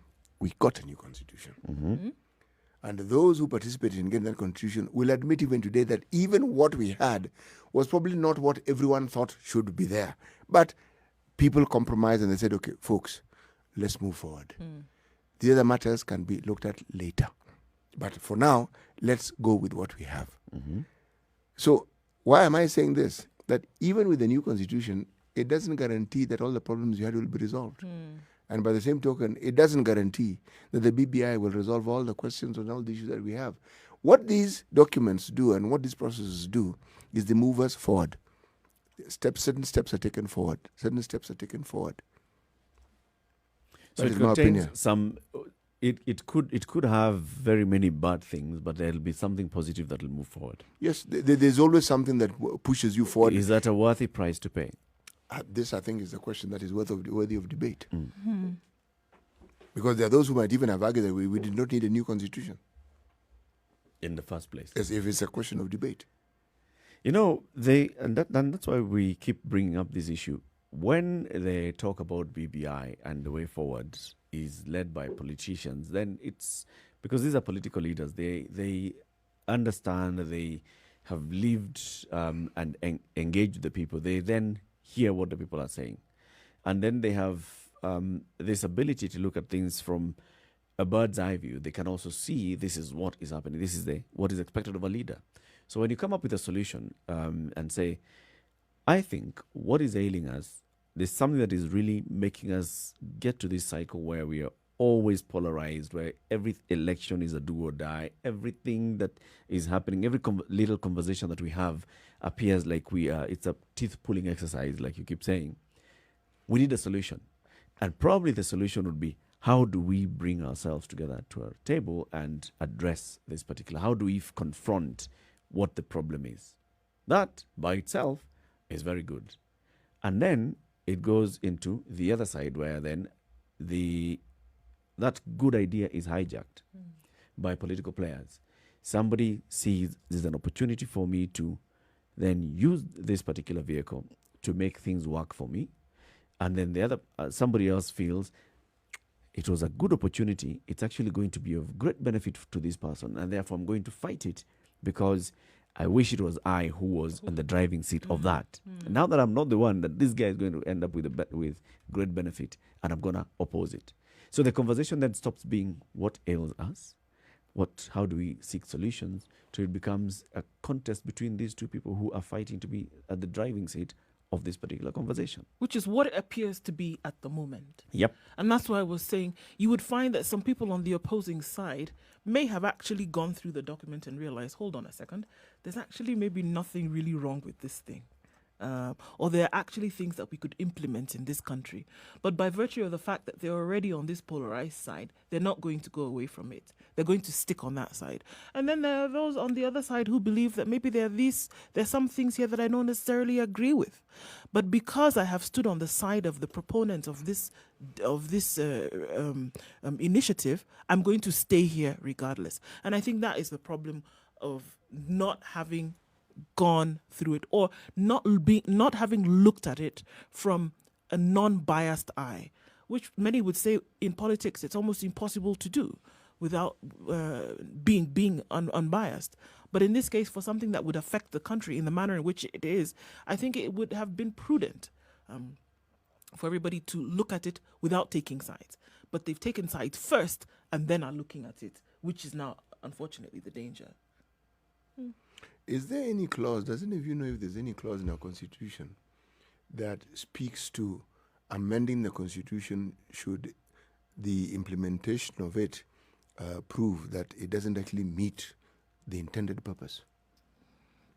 Well, it doesn't. It doesn't say when you should amend. It just says you can amend. If you want to amend, At then any people point should you go can to amend this referendum. constitution. Yes. And then there are those clauses that you can go to a referendum. There are those that you just go through amending. Okay. Amendment bill in Parliament. Now, you see, that is what the Constitution says. Now, if you listen to this discussion that we've had, there are those who you shouldn't amend, and yet the Constitution allows you to bring up that topic. That's the letter of the Constitution. The spirit, however, is that you don't just wake up and amend. Without having Like entrenched we've been many told of many the tenets times, that you came up with. as soon as this Constitution was promulgated, there are those that sat up and came with 125 amendments. You know, this Constitution, but we need to amend this. And those have been branded those that are the enemies of the 2010 Constitution. Okay? There are those that are said they were opposed to the Constitution, but they looked at the political wave and they saw, well, let's just ride this wave. See where when it takes us. it passes, we shall begin amendment. Because they felt that this Constitution is not, what's the term? Well, it doesn't perhaps deliver what it is that they hoped or Yes. what they would think a document such as that one should deliver. It doesn't serve their purpose. Yes. But you see, Eric, this really is what political debate is all about. It's always there, and these are the things that you expect in a democracy if you want to claim that the government, the system that you have is a democratic one. This will always happen. Now, what is not in doubt is that there was need for change. And remember, the process that led to the Constitution wasn't just a politically led process. No. One could argue that any grouping that represents this particular country contributed to it, whether it was religious leaders, whether it was a civil society, whether they were part and parcel of this change process. Yep. Now, yet with that, there were still people who opposed it. Right. There will always be people who oppose something. It does not really matter. It doesn't matter. There will always be people who oppose it. So this isn't a question of whether it's right or wrong. With our politics, if we were to look at it realistically, you will find that given what is at stake at any given point in time, politicians will take certain positions. And give those politicians enough time, if they're still alive, they will change. If it suits the purpose at that particular point in time, they will change. Yes. And they'll have a totally different position on it. Now, one could argue that experientially they've realized that the position they had before doesn't perhaps achieve what they keep saying this one ought to achieve. Can you then use that and say that if a politician can change their mind, then you can do so also with a document which is essentially is supposed to guide the way a nation operates, right? And then you had people, experts from across the country who came up from around the world, gave their views, everybody put it down, and then within no time you want to come and change it. By virtue of the fact that politicians can change their minds along some way down the river, you should then also be able to change this guiding document whenever then you see fit. Remember, this is now political discourse, huh? And unfortunately, we judge our political discourse by politicians, by whom we believe politicians to be. And in this country, they're not considered to be the most reliable or honest people that you can come across. Unfortunately. That's the general view that is held. So anything that has to do with them is not taken with a pinch of salt. It's a dollop. It's almost a whole sack of salt. Okay? So they could even have a point that is valid. But because of the way we perceive our politicians, you're just hearing one thing coming out of them. as the good professor said, we then throw the baby with the bathwater.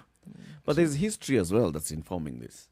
The first constitution was amended many times. And many of those times, people will argue that it was not because this is what the country needed. It is because this is what the politicians needed at the time. Yes. So just when now we talk about, amending the constitution, there's that fear that comes to mind. Yes. Why is it that we felt that we needed to rewrite this whole constitution? It's because we felt that the Lancaster document that came in and that we started and got into independence with was mutilated in Parliament by politicians. For any reason? No, not for the reason of wanting to advance our democracy, not because they really were looking at making Kenya Singapore. No, it's because they wanted to meet their own nefarious Agenda. Wow. Let's take a break and then we'll ask you to comment on this. 0719-012-600. Is BBI the cure? Is BBI the cure? We'll be taking your calls after this. 0719-012-600. Also, you can post your comments on Spice FM KE on Facebook, on Instagram, on Twitter. Good morning. This is the Situation Room, the only way to start your day. Spice up your life. 24/7, around the world, non-stop. This is Spice FM. When it comes to bridging the information gap to help strengthen the agricultural sector in our country, you can always rely on Farm Kenya to be the glue holding everything together. And now, courtesy of the partnership with Farmster, things couldn't be better. Introducing Farm Kenya platform, and it goes like this. Our SMS service will help farmers upload and publish their products without smartphones, while the Farm Kenya app will allow buyers locate, purchase from, and engage the farmers directly. So if you're a farmer, send a free SMS to 40446 and connect with buyers free for life. That's 40446. If you're a buyer looking for local produce, download the Farm Kenya app from Google Play Store or the Apple Store for free. Remember, ukulima sio shamba pekee. Ukulima ni digital. Ukulima ni Farm Kenya platform. Kuimarisha Kenya ni jukumu la Farm Kenya. Brought to you by Farm Kenya and Farmster, working to secure your growth. Okay, so the overcast situation moving over Nairobi. Mostly cloudy conditions. 19 degrees, highs of 24 and lows of 15 today. Njeri is cloudy. It's going to be like that throughout until evening. Highs of 22 and lows of 15 with a chance of rain later on. Thunderstorms are forecasted for Nakuru with highs of 21 and lows of 14. Eldoret also will experience some rains going to highs of 19 and lows of 13. Rains expected in Kisumu as well later. Currently mostly sunny conditions. Highs of 26 and lows of 19. It's partly cloudy in Kakamega at 20, highs of 24 and lows of 15. Mombasa is partly cloudy at 28, highs of 30 and lows of 24. Partly cloudy conditions in Malindi at 28, highs of 30 and lows of 25. Experience some rain in Kampala today, highs of 25 and lows of 19.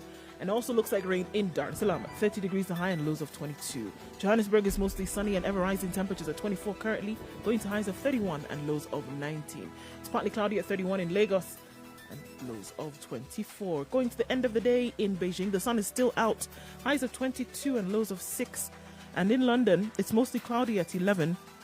We'll see highs of 15 and lows of 11 with cloudy conditions later. It's still foggy in Paris at 6, highs of 16 and lows of 5. And finally in New York, clear skies onto Monday morning, highs of 19 and lows of 14. Classic soul, R&B, smooth jazz, neo soul, and nostalgic ballads. Make some noise. Yeah. You're listening to Spice FM. Mature, intelligent talk every morning. Spice up yourself.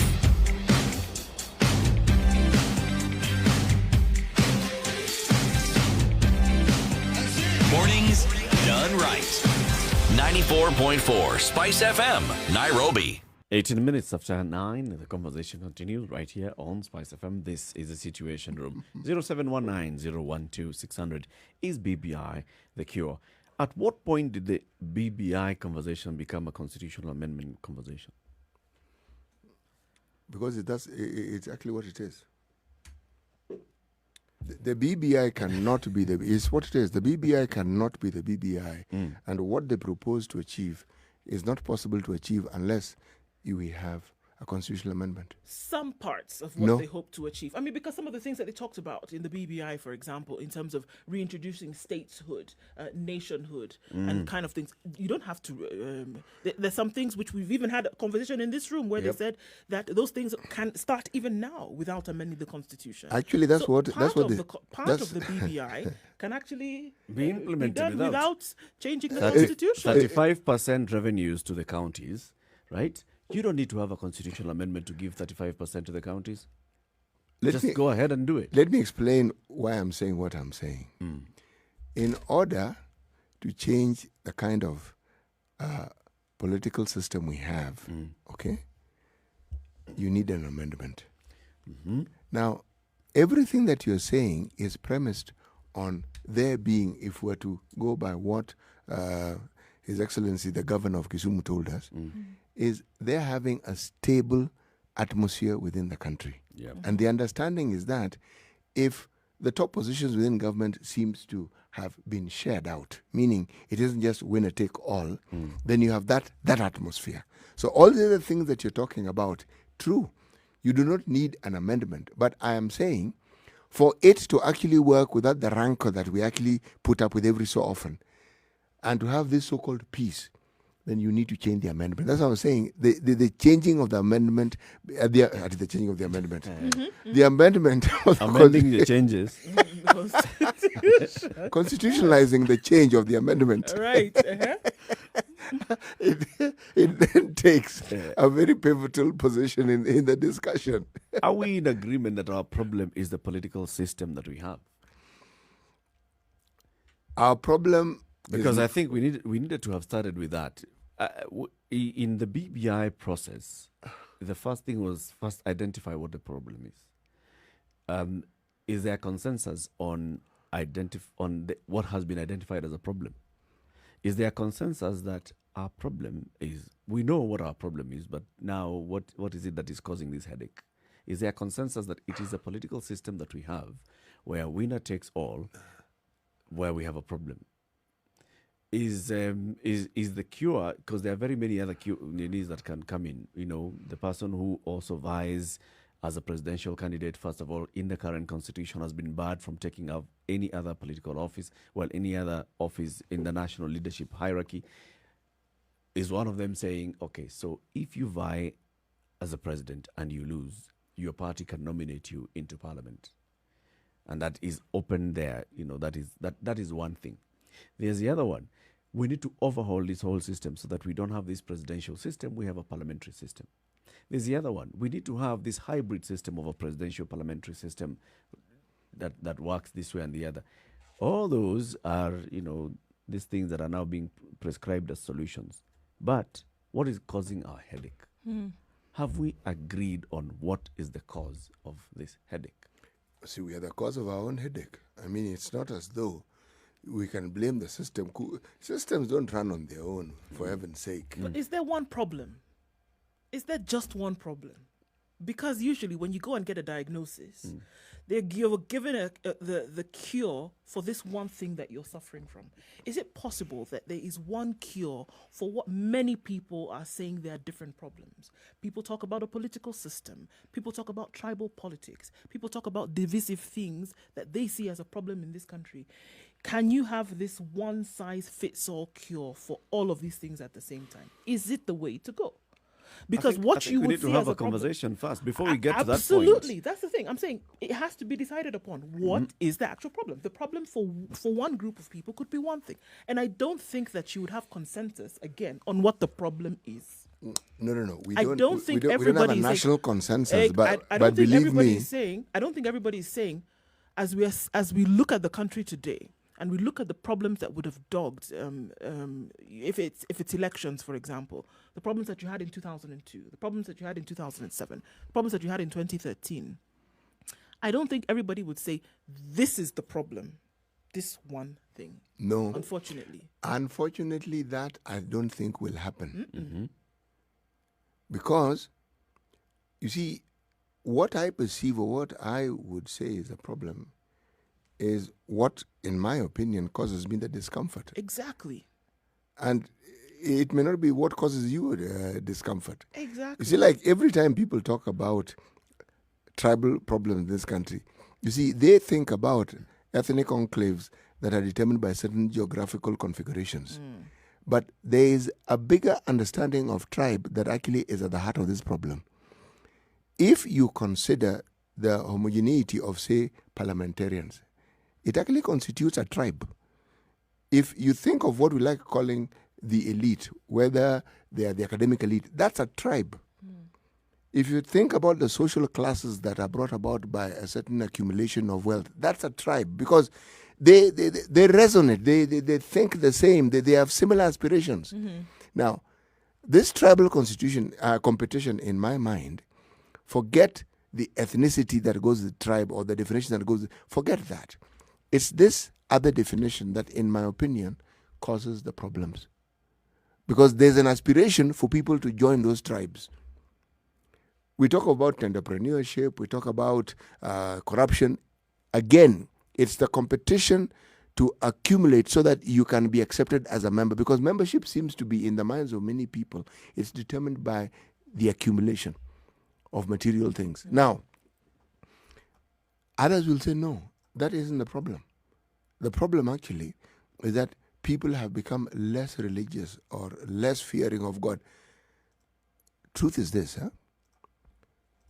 the problems that we have in this country, and I think you guys have actually hit the nail on the head today, it's a debate that we must have. For sure. And determine what is it that is really the problem here. So then if there's... What's causing? Because, okay, let's even assume that we have identified the symptom. Here is the symptom. Polarization around political contest. So what is this that's causing this polarization? But it's expected in political context. But the level that we have now, that this polarization gets to a level where it's threatening to break apart the country. Threatening to leave people dead, threatening to actually even occupying the entire political space throughout the 5 years of one government cycle. That is serious polarization. Just around the elections, that's fine. I mean, that's what would happen. I mean, you're pushing for different candidates and different agenda and different manifesto. You'd expect so. But now when it becomes a way of life almost. Yes. When it threatens livelihoods, when it threatens the stability of the nation and the country, then now there's a problem. You know, there's a perspective that others have held that in the reality of our politics is that we actually campaign from one election to the other. Yes. There's hardly ever any break. There's no break. Yes. Because after every election, somebody feels that I was robbed. So I start off. So I start off just first of all reminding everybody that this is a thief. He is not legitimately in office, and therefore I have launched my campaign to dislodge him from this this position that he has occupied because he doesn't belong there. So we have this continuous. So what is it that then would cause this? And what is our solution? That, I believe, was the main BBI. Identify what causes this all the time, and then tell us how we address it all the time. It appears to have come with several quick, fast solutions. Oh, you know what your problem is? Your problem is your leg is rotten. Let's amputate this leg. You see, when you talk about political contests, we didn't anticipate that the contest would begin within the ruling party. We assumed that those whom we knew and had been designated as official opposition are the ones who would be causing the hoo-ha. But then, the song changed somewhere mid-sentence, and suddenly you figured, hey, wait a moment, something has moved here and it isn't quite what it was. The person who was, and the grouping that were officially in the opposition, seemed to have an understanding with those, one part of those who are in government, and there's another part of those who are supposed in government who seems to be fast and furiously taking over the role of the opposition. Now, that was not anticipated. And then a new narrative came into being. But the narrative is just part of a political process that this competition that we refer to as politics brings about. You want to put forward your case and present yourself as the person who is best suited to represent the population of that country. And so you have to present yourself as being that person. So these narratives we keep hearing about, hustler versus dynasty, it's a narrative that is being presented. This is the narrative that the suitor has presented. It's an SPV. Yes, it is. yes, it is. It's what it is. So, but does it actually answer the question of what really is our problem? No, it doesn't. It doesn't. None of this is answering that question. When the conversation then happens and, it's about let's change the constitution, let's all, we may be running faster than we're walking, than we're talking. So you're here, you're talking about this, but then you're already past the corner. You're already going down. I mean, take this patient to the ICU. No, take them to theater immediately. What you need to do is you need to remove their heart. Making decisions on the go, on the fly, without actually sitting down and having a consultation in the doctor's office and saying, this and this and this is the problem. From the results, and then this is from what we are these seeing. results, we need to do this. And I don't think that diagnostic consultative process has actually taken place until the end, unfortunately. Because again, if you have a mix and a mash of what different people are saying their issue is, it has not been taken into consideration then to fuel the information that then gives the solution, unfortunately. So it would appear that we are applying treatment on something that you really don't know what the sickness is. Is Or BBI even if you know, you're not using it as a basis for treatment. Is BBI the answer to Kenya's problems? 0719-012-600. We'll take your calls after this. Let's first of all take a look at the traffic, what's happening on the roads at 9:30. This is the Situation Room, the only way to start your day. Spice up your life. 24/7, around the world, non-stop. This is Spice FM.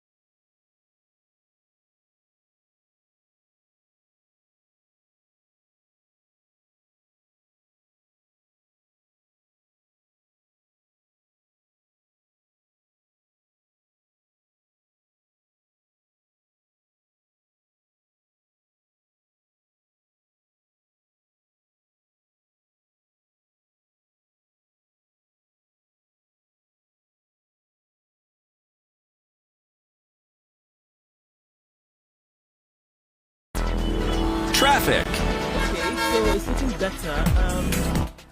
On Thika Road this morning as you're trying to get into the CBD.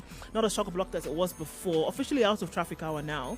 Mombasa Road, we're still going to see the heightened levels of traffic here and there as times dip and rise. Around the construction that's taking place on the expressway, expect traffic there, guys. We were told until the end of the year, expect heightened levels of traffic, and as they continue with this construction, it's going to get worse. Monday, today, is adding to one of those days when everybody's back into the city. So Mombasa Road, we're likely to see traffic outbound, quite some, throughout the morning and well into the afternoon. And then, of course, it'll pick up again in the evening. Okay, so plan ahead of time. That's what we can say. The construction on Jogoo Road is almost over, guys. So that means Lunga Lunga and Lake Honi would be open soon. The closure of those affects some traffic and then out towards Jogoo Road. Other than that, it seems to have settled down. If something does pop up through the day, let us know. 40127, that's the text line. Or tweet, SpiceFMKE.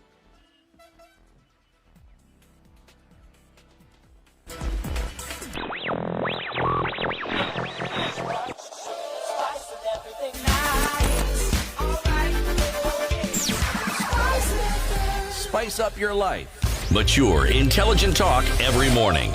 Spice up yourself.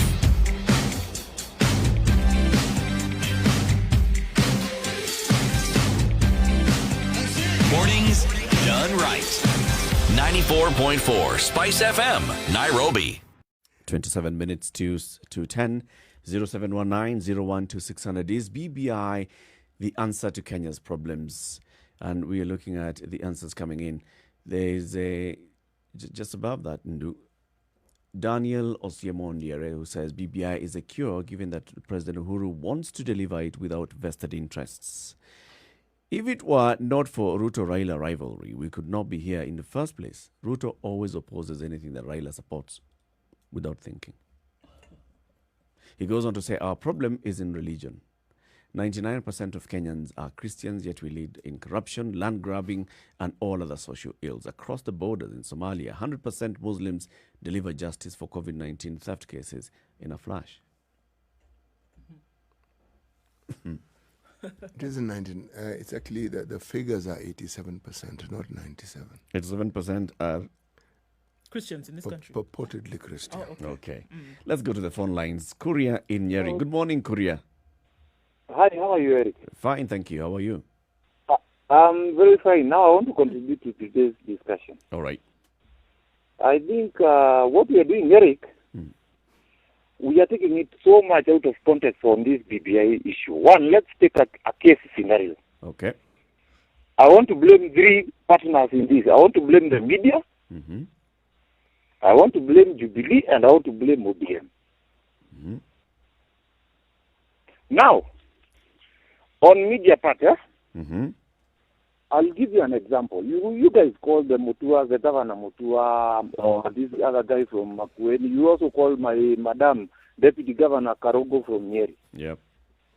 When was the last time you media called them and told them, you guys, look, bring your manifesto. Mutua, you've been in power for 7 years, since 2013. Bring your manifesto. What have you done to the people of Machakos? Mm-hmm. Now go to Jubilee. Even Jubilee themselves, they have been there for 7 years, not so. Yep. Ask this guy, ask Uhuru, the president, what have you done for 7 years? Go to Ruto. Why are you issuing wheelbarrows around? What policies have you put in place for the youth? So you as media, you need to play a part on that. Even go to Raila himself, tell him, okay, you guys had Sifuna the other day, and there was a girl from media who was so harsh on him. You remember, yeah? Mm. Now, go to Sifuna, ask him, Sifuna, Kidero was the county governor for Nairobi. What has he done for the people? If kama mwananchi ametosheka, why do you have to go to BBI thing issue? Just that. That is my fight I have with the media and of course the Jubilee government. And So of it's course about even fulfillment of the manifesto and their Yes. agenda. Yes, when you bring Karogo there, my girl, deputy governor from Njeri, tell her, my friend, can you bring Zakuru's manifesto on the table? You scrutinize to the latter. Okay, actually, maybe No, what you're the- saying the- is the- we don't Yep. go through it, step by step. But every time we have Yes. conversations, we raise the issues of what is it that you've done as a government to address the ills of your people. Whichever governor we Yes, bring, like- we ask them. For example, we'll ask Mutua, Yes. we ask the ANC leader, we ask the governors that we've spoken to, governor of Laikipia, governor of Makueni, all Yes. of them, we ask, Yes. so what programs are you running? What is it that you promised and how have you delivered? And you press hard on them. Now look at issue. There was today's newspaper. That madam was highlighting today's newspaper about the banks. They are still charging. Mm-hmm. Now, why get central bank governor, ask him, look, you guys, what were you meaning when you told us that there's a holiday for paying interest? Now, tuko na deni tunafaa kulipa. Kumbe they were lying to us, or maybe you see such issues. Now, those issues, we don't need to go to these BBI things. Hii kitu BBI itasaidia aje mkulima ambaye ako Njeri, itasaidia aje yule tuseme Aluo man who is fishing there in Lake Victoria. That is the issue we want right now. That was just my contribution, my friend. And I have Thank you, no problem. Korea. Huh? Thank Okay, you. fine. Thank you very much. Have a good day in Njeri. You too, please. Lydia in Parklands, good morning. Good morning, Spice FM. I feel we should not waste our time with BBI. Mm-hmm. If they want to be genuine, they should publish the BBI constitution so that people can learn and understand what it is about. They should not keep it secret. But through Spice FM, I've learned that they don't like the presidential government. They prefer a parliament government. This is ridiculous. A parliament government, when Ababu Nyamamba said that the MPs are going to a secret room and collecting bribes not to pass the good laws. And when he stood for elections, men in black came and scuttled the ballot papers. So there's nothing BBI can teach us how to behave. Even when Chief Justice Maraga told Raila, if you're arguing about the elections, stand again. Just you and Uhuru, the president. Just two of you. He refused. IEBC gave him a form. He wrote a letter to IEBC, I'm not going to stand. So he just doesn't know how to behave in clean law. And when he refused to sign the paper of IEBC that he wants to refuse, he went to Uhuru Park and tried to crown himself as president. And there were rioting going on, shops were being broken into, and as soon as he shook Uhuru's hand, the riots stopped. So, that is what the handshake was and nothing else. So BBI is a waste of time, according to you? It's a waste of time. They just don't know law. Like now, how they send men in black with, to scuttle the ballot papers. Can such a person teach you BBI? No. Thank you, They Lydia. are just rioters. Thank Thank you. you. Ed Getonga in Njeri, good morning. Hey, morning, guys. How are you? Morning. Okay, now I have a question. Hmm? The current constitution that we are using, how is it helping us right now? Because actually, the same adage that was, oh, we are bringing this constitution to help you people, is the same adage that BBI is coming with. And the thing is, it only benefits the politicians. Because actually, the funny thing is, even before we promulgated this constitution, before we had a referendum, people had copies of the constitution. And they had the option to read. There were civic educators. But what did people do? They just voted it in because so-and-so is supporting it, so-and-so is supporting it. So right now, people are asking themselves, why the hell did we do it? Because we have a big recurrent budget, but not a developmental budget. But if you ask that person, where did you vote? Where did you align? They're going to tell you, I aligned myself on this line because so-and-so was supporting it. So BBI is not even going to be a solution, actually. It's just going to be another problem. So are you saying, Ed, that this particular constitution that we now have is actually not useful? I can tell you this, City, yeah? Yes. It isn't. Okay, maybe you can say some parts of it are, but when it comes to the devolution part of the government, it's not, because actually, if you remember very well, City, that was the line that people were being told, tunataka kuwaletea maendeleo mashinani. Yes, but people didn't know that key uongozi is coming with a cost, right? Okay. The same thing, and I can tell you this for a fact. So what would you rather we do now? So if you feel right now that the current constitution is not serving us, what would you like us to do? Okay, I can say this, huh? Yep. If we could repeal the devolution part, that's it. Okay. That's the one thing in the constitution that makes the whole constitution bogus. Thank you, Ed. Because sorry, Eric. Yeah, go ahead. Go ahead. Okay. Because look at this. If we have a big recurrent budget, there's not going to be development, and if maybe let's say, look at this. Corruption has been on a high end, right? Why? Because the systems in government right now are so, we kind of rushed in to deliver a baby that was premature. And so we've delivered so many babies prematurely that we don't know. We have a corruption saga in let's say, for example, Kirinyaga. We have another one in Migori. We have another one. Honestly speaking, why is this all happening? Because there is so much money to be used by the so-called devolution governments. There's so much money to be used, and there's so much money to be looted, because even previously when we were in the national government system, you know how the money was going to go. Yeah. Thank you. Thank you very much, Ed. Have a good one. Cheers. 0719-012-600. Michael Wanga says on Twitter, yes, we need BBI to add more money and resources to the counties and strengthen the institutions that fight corruption. The BBI is to fix the divisive politics of us versus them. The country is hanging. BBI is a reset button. Let's go back to the phone line. Solomon in Mombasa. Solomon, good morning. Good morning. How are you guys? Very well. Thank you, Solomon. How have you been, Solomon? Tunajifungia tu ku Mombasa. So my opinion would be, since independence, we had a constitution that at some point it favored the country very well. At some point we were at the level with Singapore and Malaysia. But with the time we realized certain regions have not yet developed. So we wanted to bring the devolution part of it. So that would mean the old constitution was not bad, but it don't have the aspect of the devolution part. My old opinion, if the old constitution would just implement the devolution part, I believe will be much, much better off.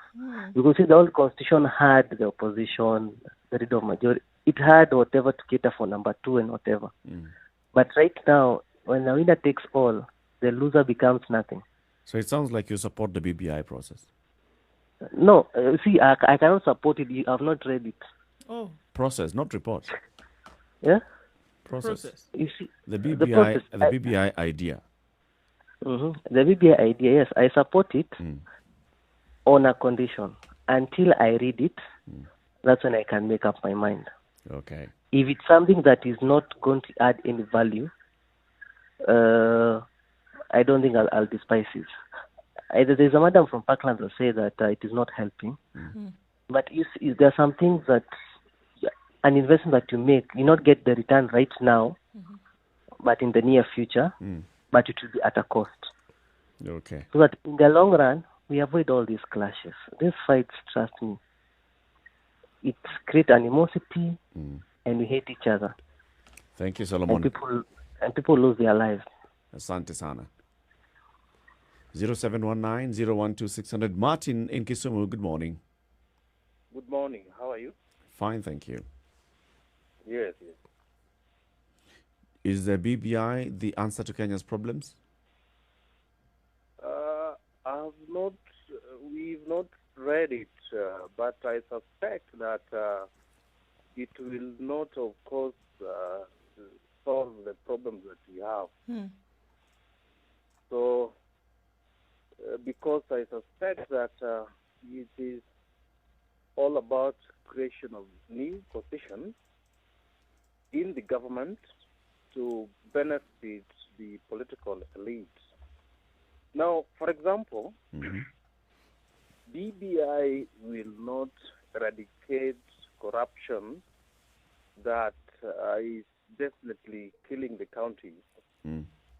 Then BBI will not actually give us the president or any other leader that will actually know that it is not good to appoint his tribal men to all the government departments, almost all the government departments. Yeah, so BBI is not the solution to the problems that we are facing in this country.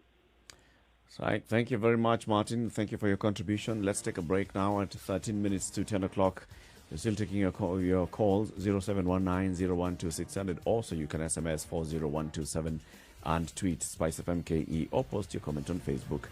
Spice FM KE. Is BBI the answer to Kenya's problems? Good morning.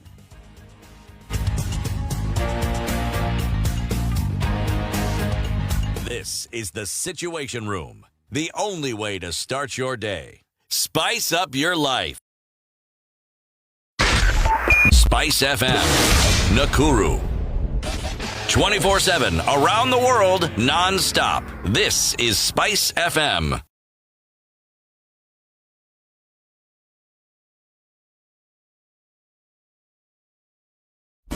Classic soul, R&B, smooth jazz, neo soul, and nostalgic ballads. Make some noise. Yeah. You're listening to Spice FM.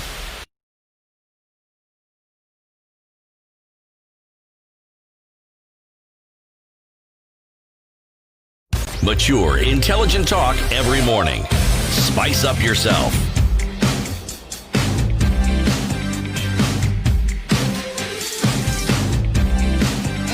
Mornings done. BBI, the answer to Kenya's problems. Dave Ogola says any legislator or leader that says Kenya's problems can only be solved by BBI should not be in office in the first place. It means that they cannot deliver. They are not delivering services to their people because there is no BBI. What were you elected for? It's an excuse, he says. Let's go to the phone lines. Elijah in Nairobi, good morning. Morning, how are you? Very well, thanks.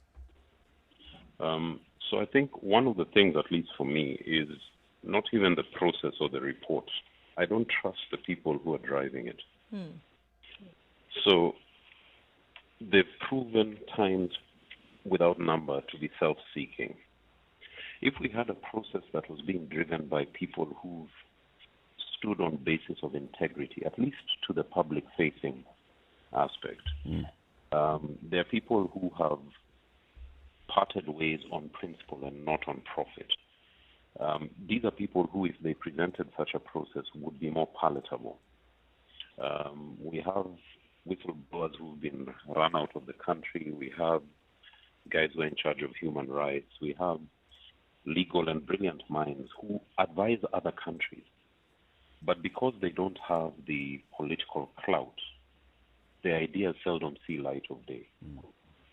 So whether this thing comes with bells and roses, whether it comes with the poison chalice that we all expect it to be, as long as these guys are the ones driving it,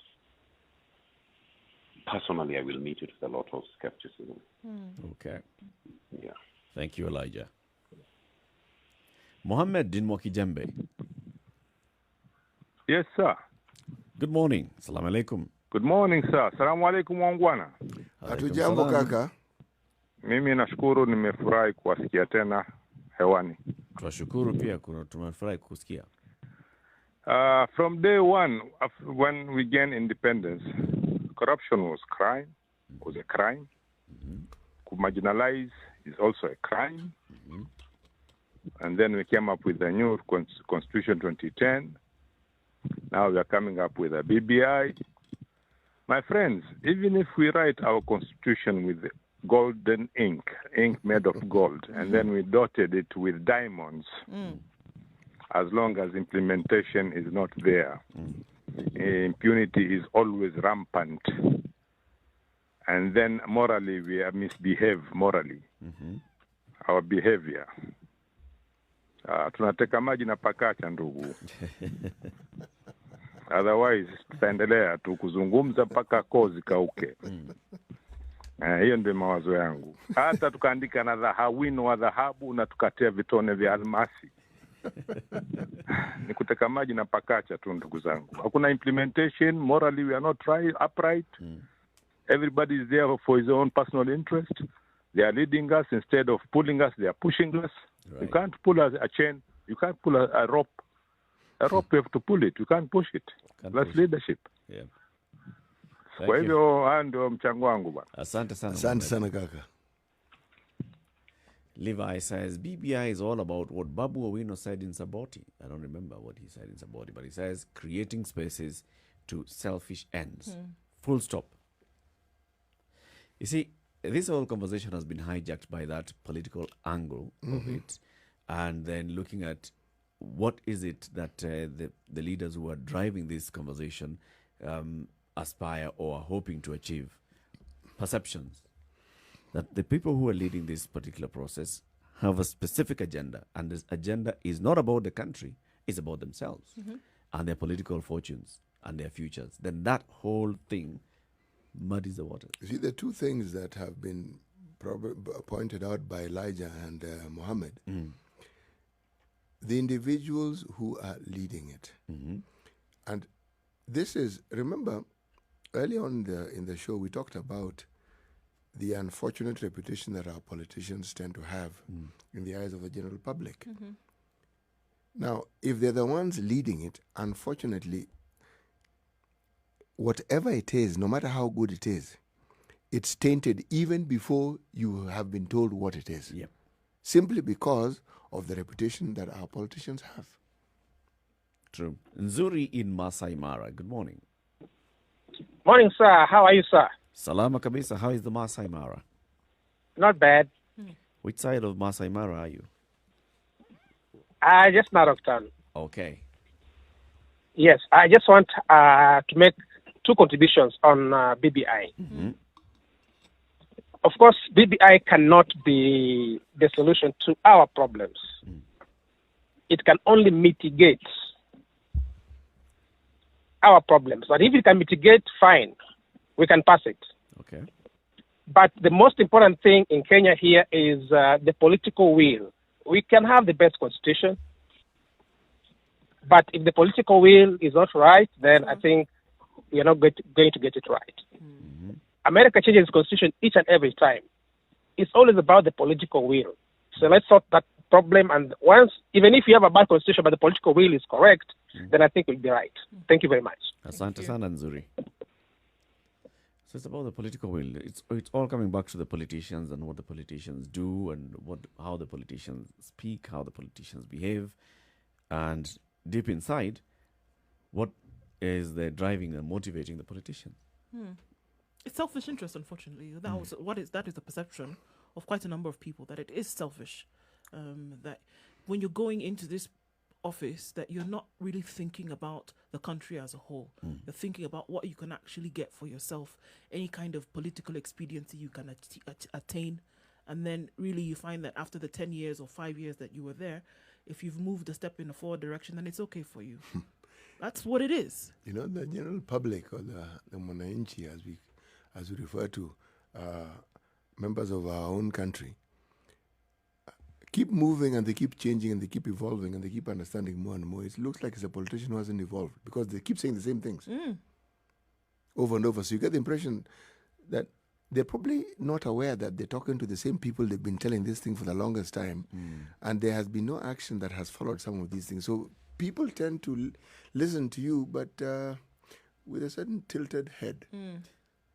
It's like, okay, this is you again at it. All right, sawa, endelea. Okay. Sema tu vile unasema. Yes. Daniel Mugurumwangi says, personally, currently I can't say BBI is a cure or not until it's distributed to the public.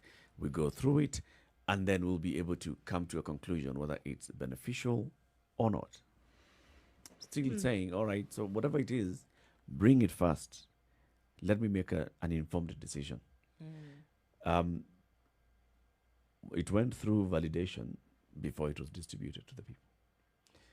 It's being championed now as, the solution, and prepare for a referendum before people have internalized it or even just discussed. At this point, at least what we should be having is understanding what the basic structures of the BBI. We should be debating the outcomes of it, yes, and saying this is what it is. Yes. We are still not at that point, and hopefully we shall get to that point someday soon. Better be. I mean, this snowball seems to be going down the hill, right? It seems it's already gaining traction. It would seem as though it's a done deal, unfortunately. And for a number of people, they will be like, okay, so now, even if I were to debate it now, even if we were to enter into any kind of debate at this point, it's something that has already been decided. What if I decide that, okay, me and my group of people of 1,000 strong decide that we don't like this, and you've already decided, then what? But then putting people in another, you and your 1,000 people will sit down and just watch it. No, but that is actually, look, in political competitions around the world, if it exists, what you're discussing, Nduh, is what is to be expected anyway. It doesn't matter how finely tuned it was. It doesn't matter whether the consensus was even broader. Believe me, when it comes to debating the content, there will be very, very many schools of thought. Yes, there will be. To arrive onto what end? Now, you see, this is now where the question was raised about the usefulness of the Constitution. Now, this is one of the useful things about the Constitution. Many people don't seem to understand that there's a time you couldn't have this discussion. It simply wasn't possible. Or you had it, and you would be wondering who is waiting for you to pick you up and take you to a place where they were going to ask you to assist them with all manner of things. And at least there's a constitutional conversation, so you get to even understand the constitution that you have in the first place. CT, today's proverb. If you think you are too small to make a difference, try spending a night with a mosquito. If you consider what proverbs are supposed to actually represent, sometimes teaching, sometimes a norm that has been forgotten, sometimes injecting a little drama so that the point can be made, perhaps in a multicolored way. Mosquitoes are often considered an irritant. One, the noise that they make, they draw your attention to their existence in a room, and they are capable of keeping you awake. And you sometimes forget that it's actually a very, very small insect. But then there's the other part of it. If it actually bites you, there's a likelihood that it could actually infect you, and you could actually have malaria. But it has nothing to do with its size. It is what it can do. So in the same way, it isn't a question of whether your view is important or not. No. The process of debating, like what we're saying here, and participating, that in itself is useful. But even if you don't think it is useful, what comes out of it would never have been there if the discussion wasn't there. Was not there. Yes. That in Indeed. itself is also useful. Thank you very much for tuning in today. Join us again tomorrow, 6 a.m. to 10 a.m. It's now 10 o'clock. Have a great day, folks.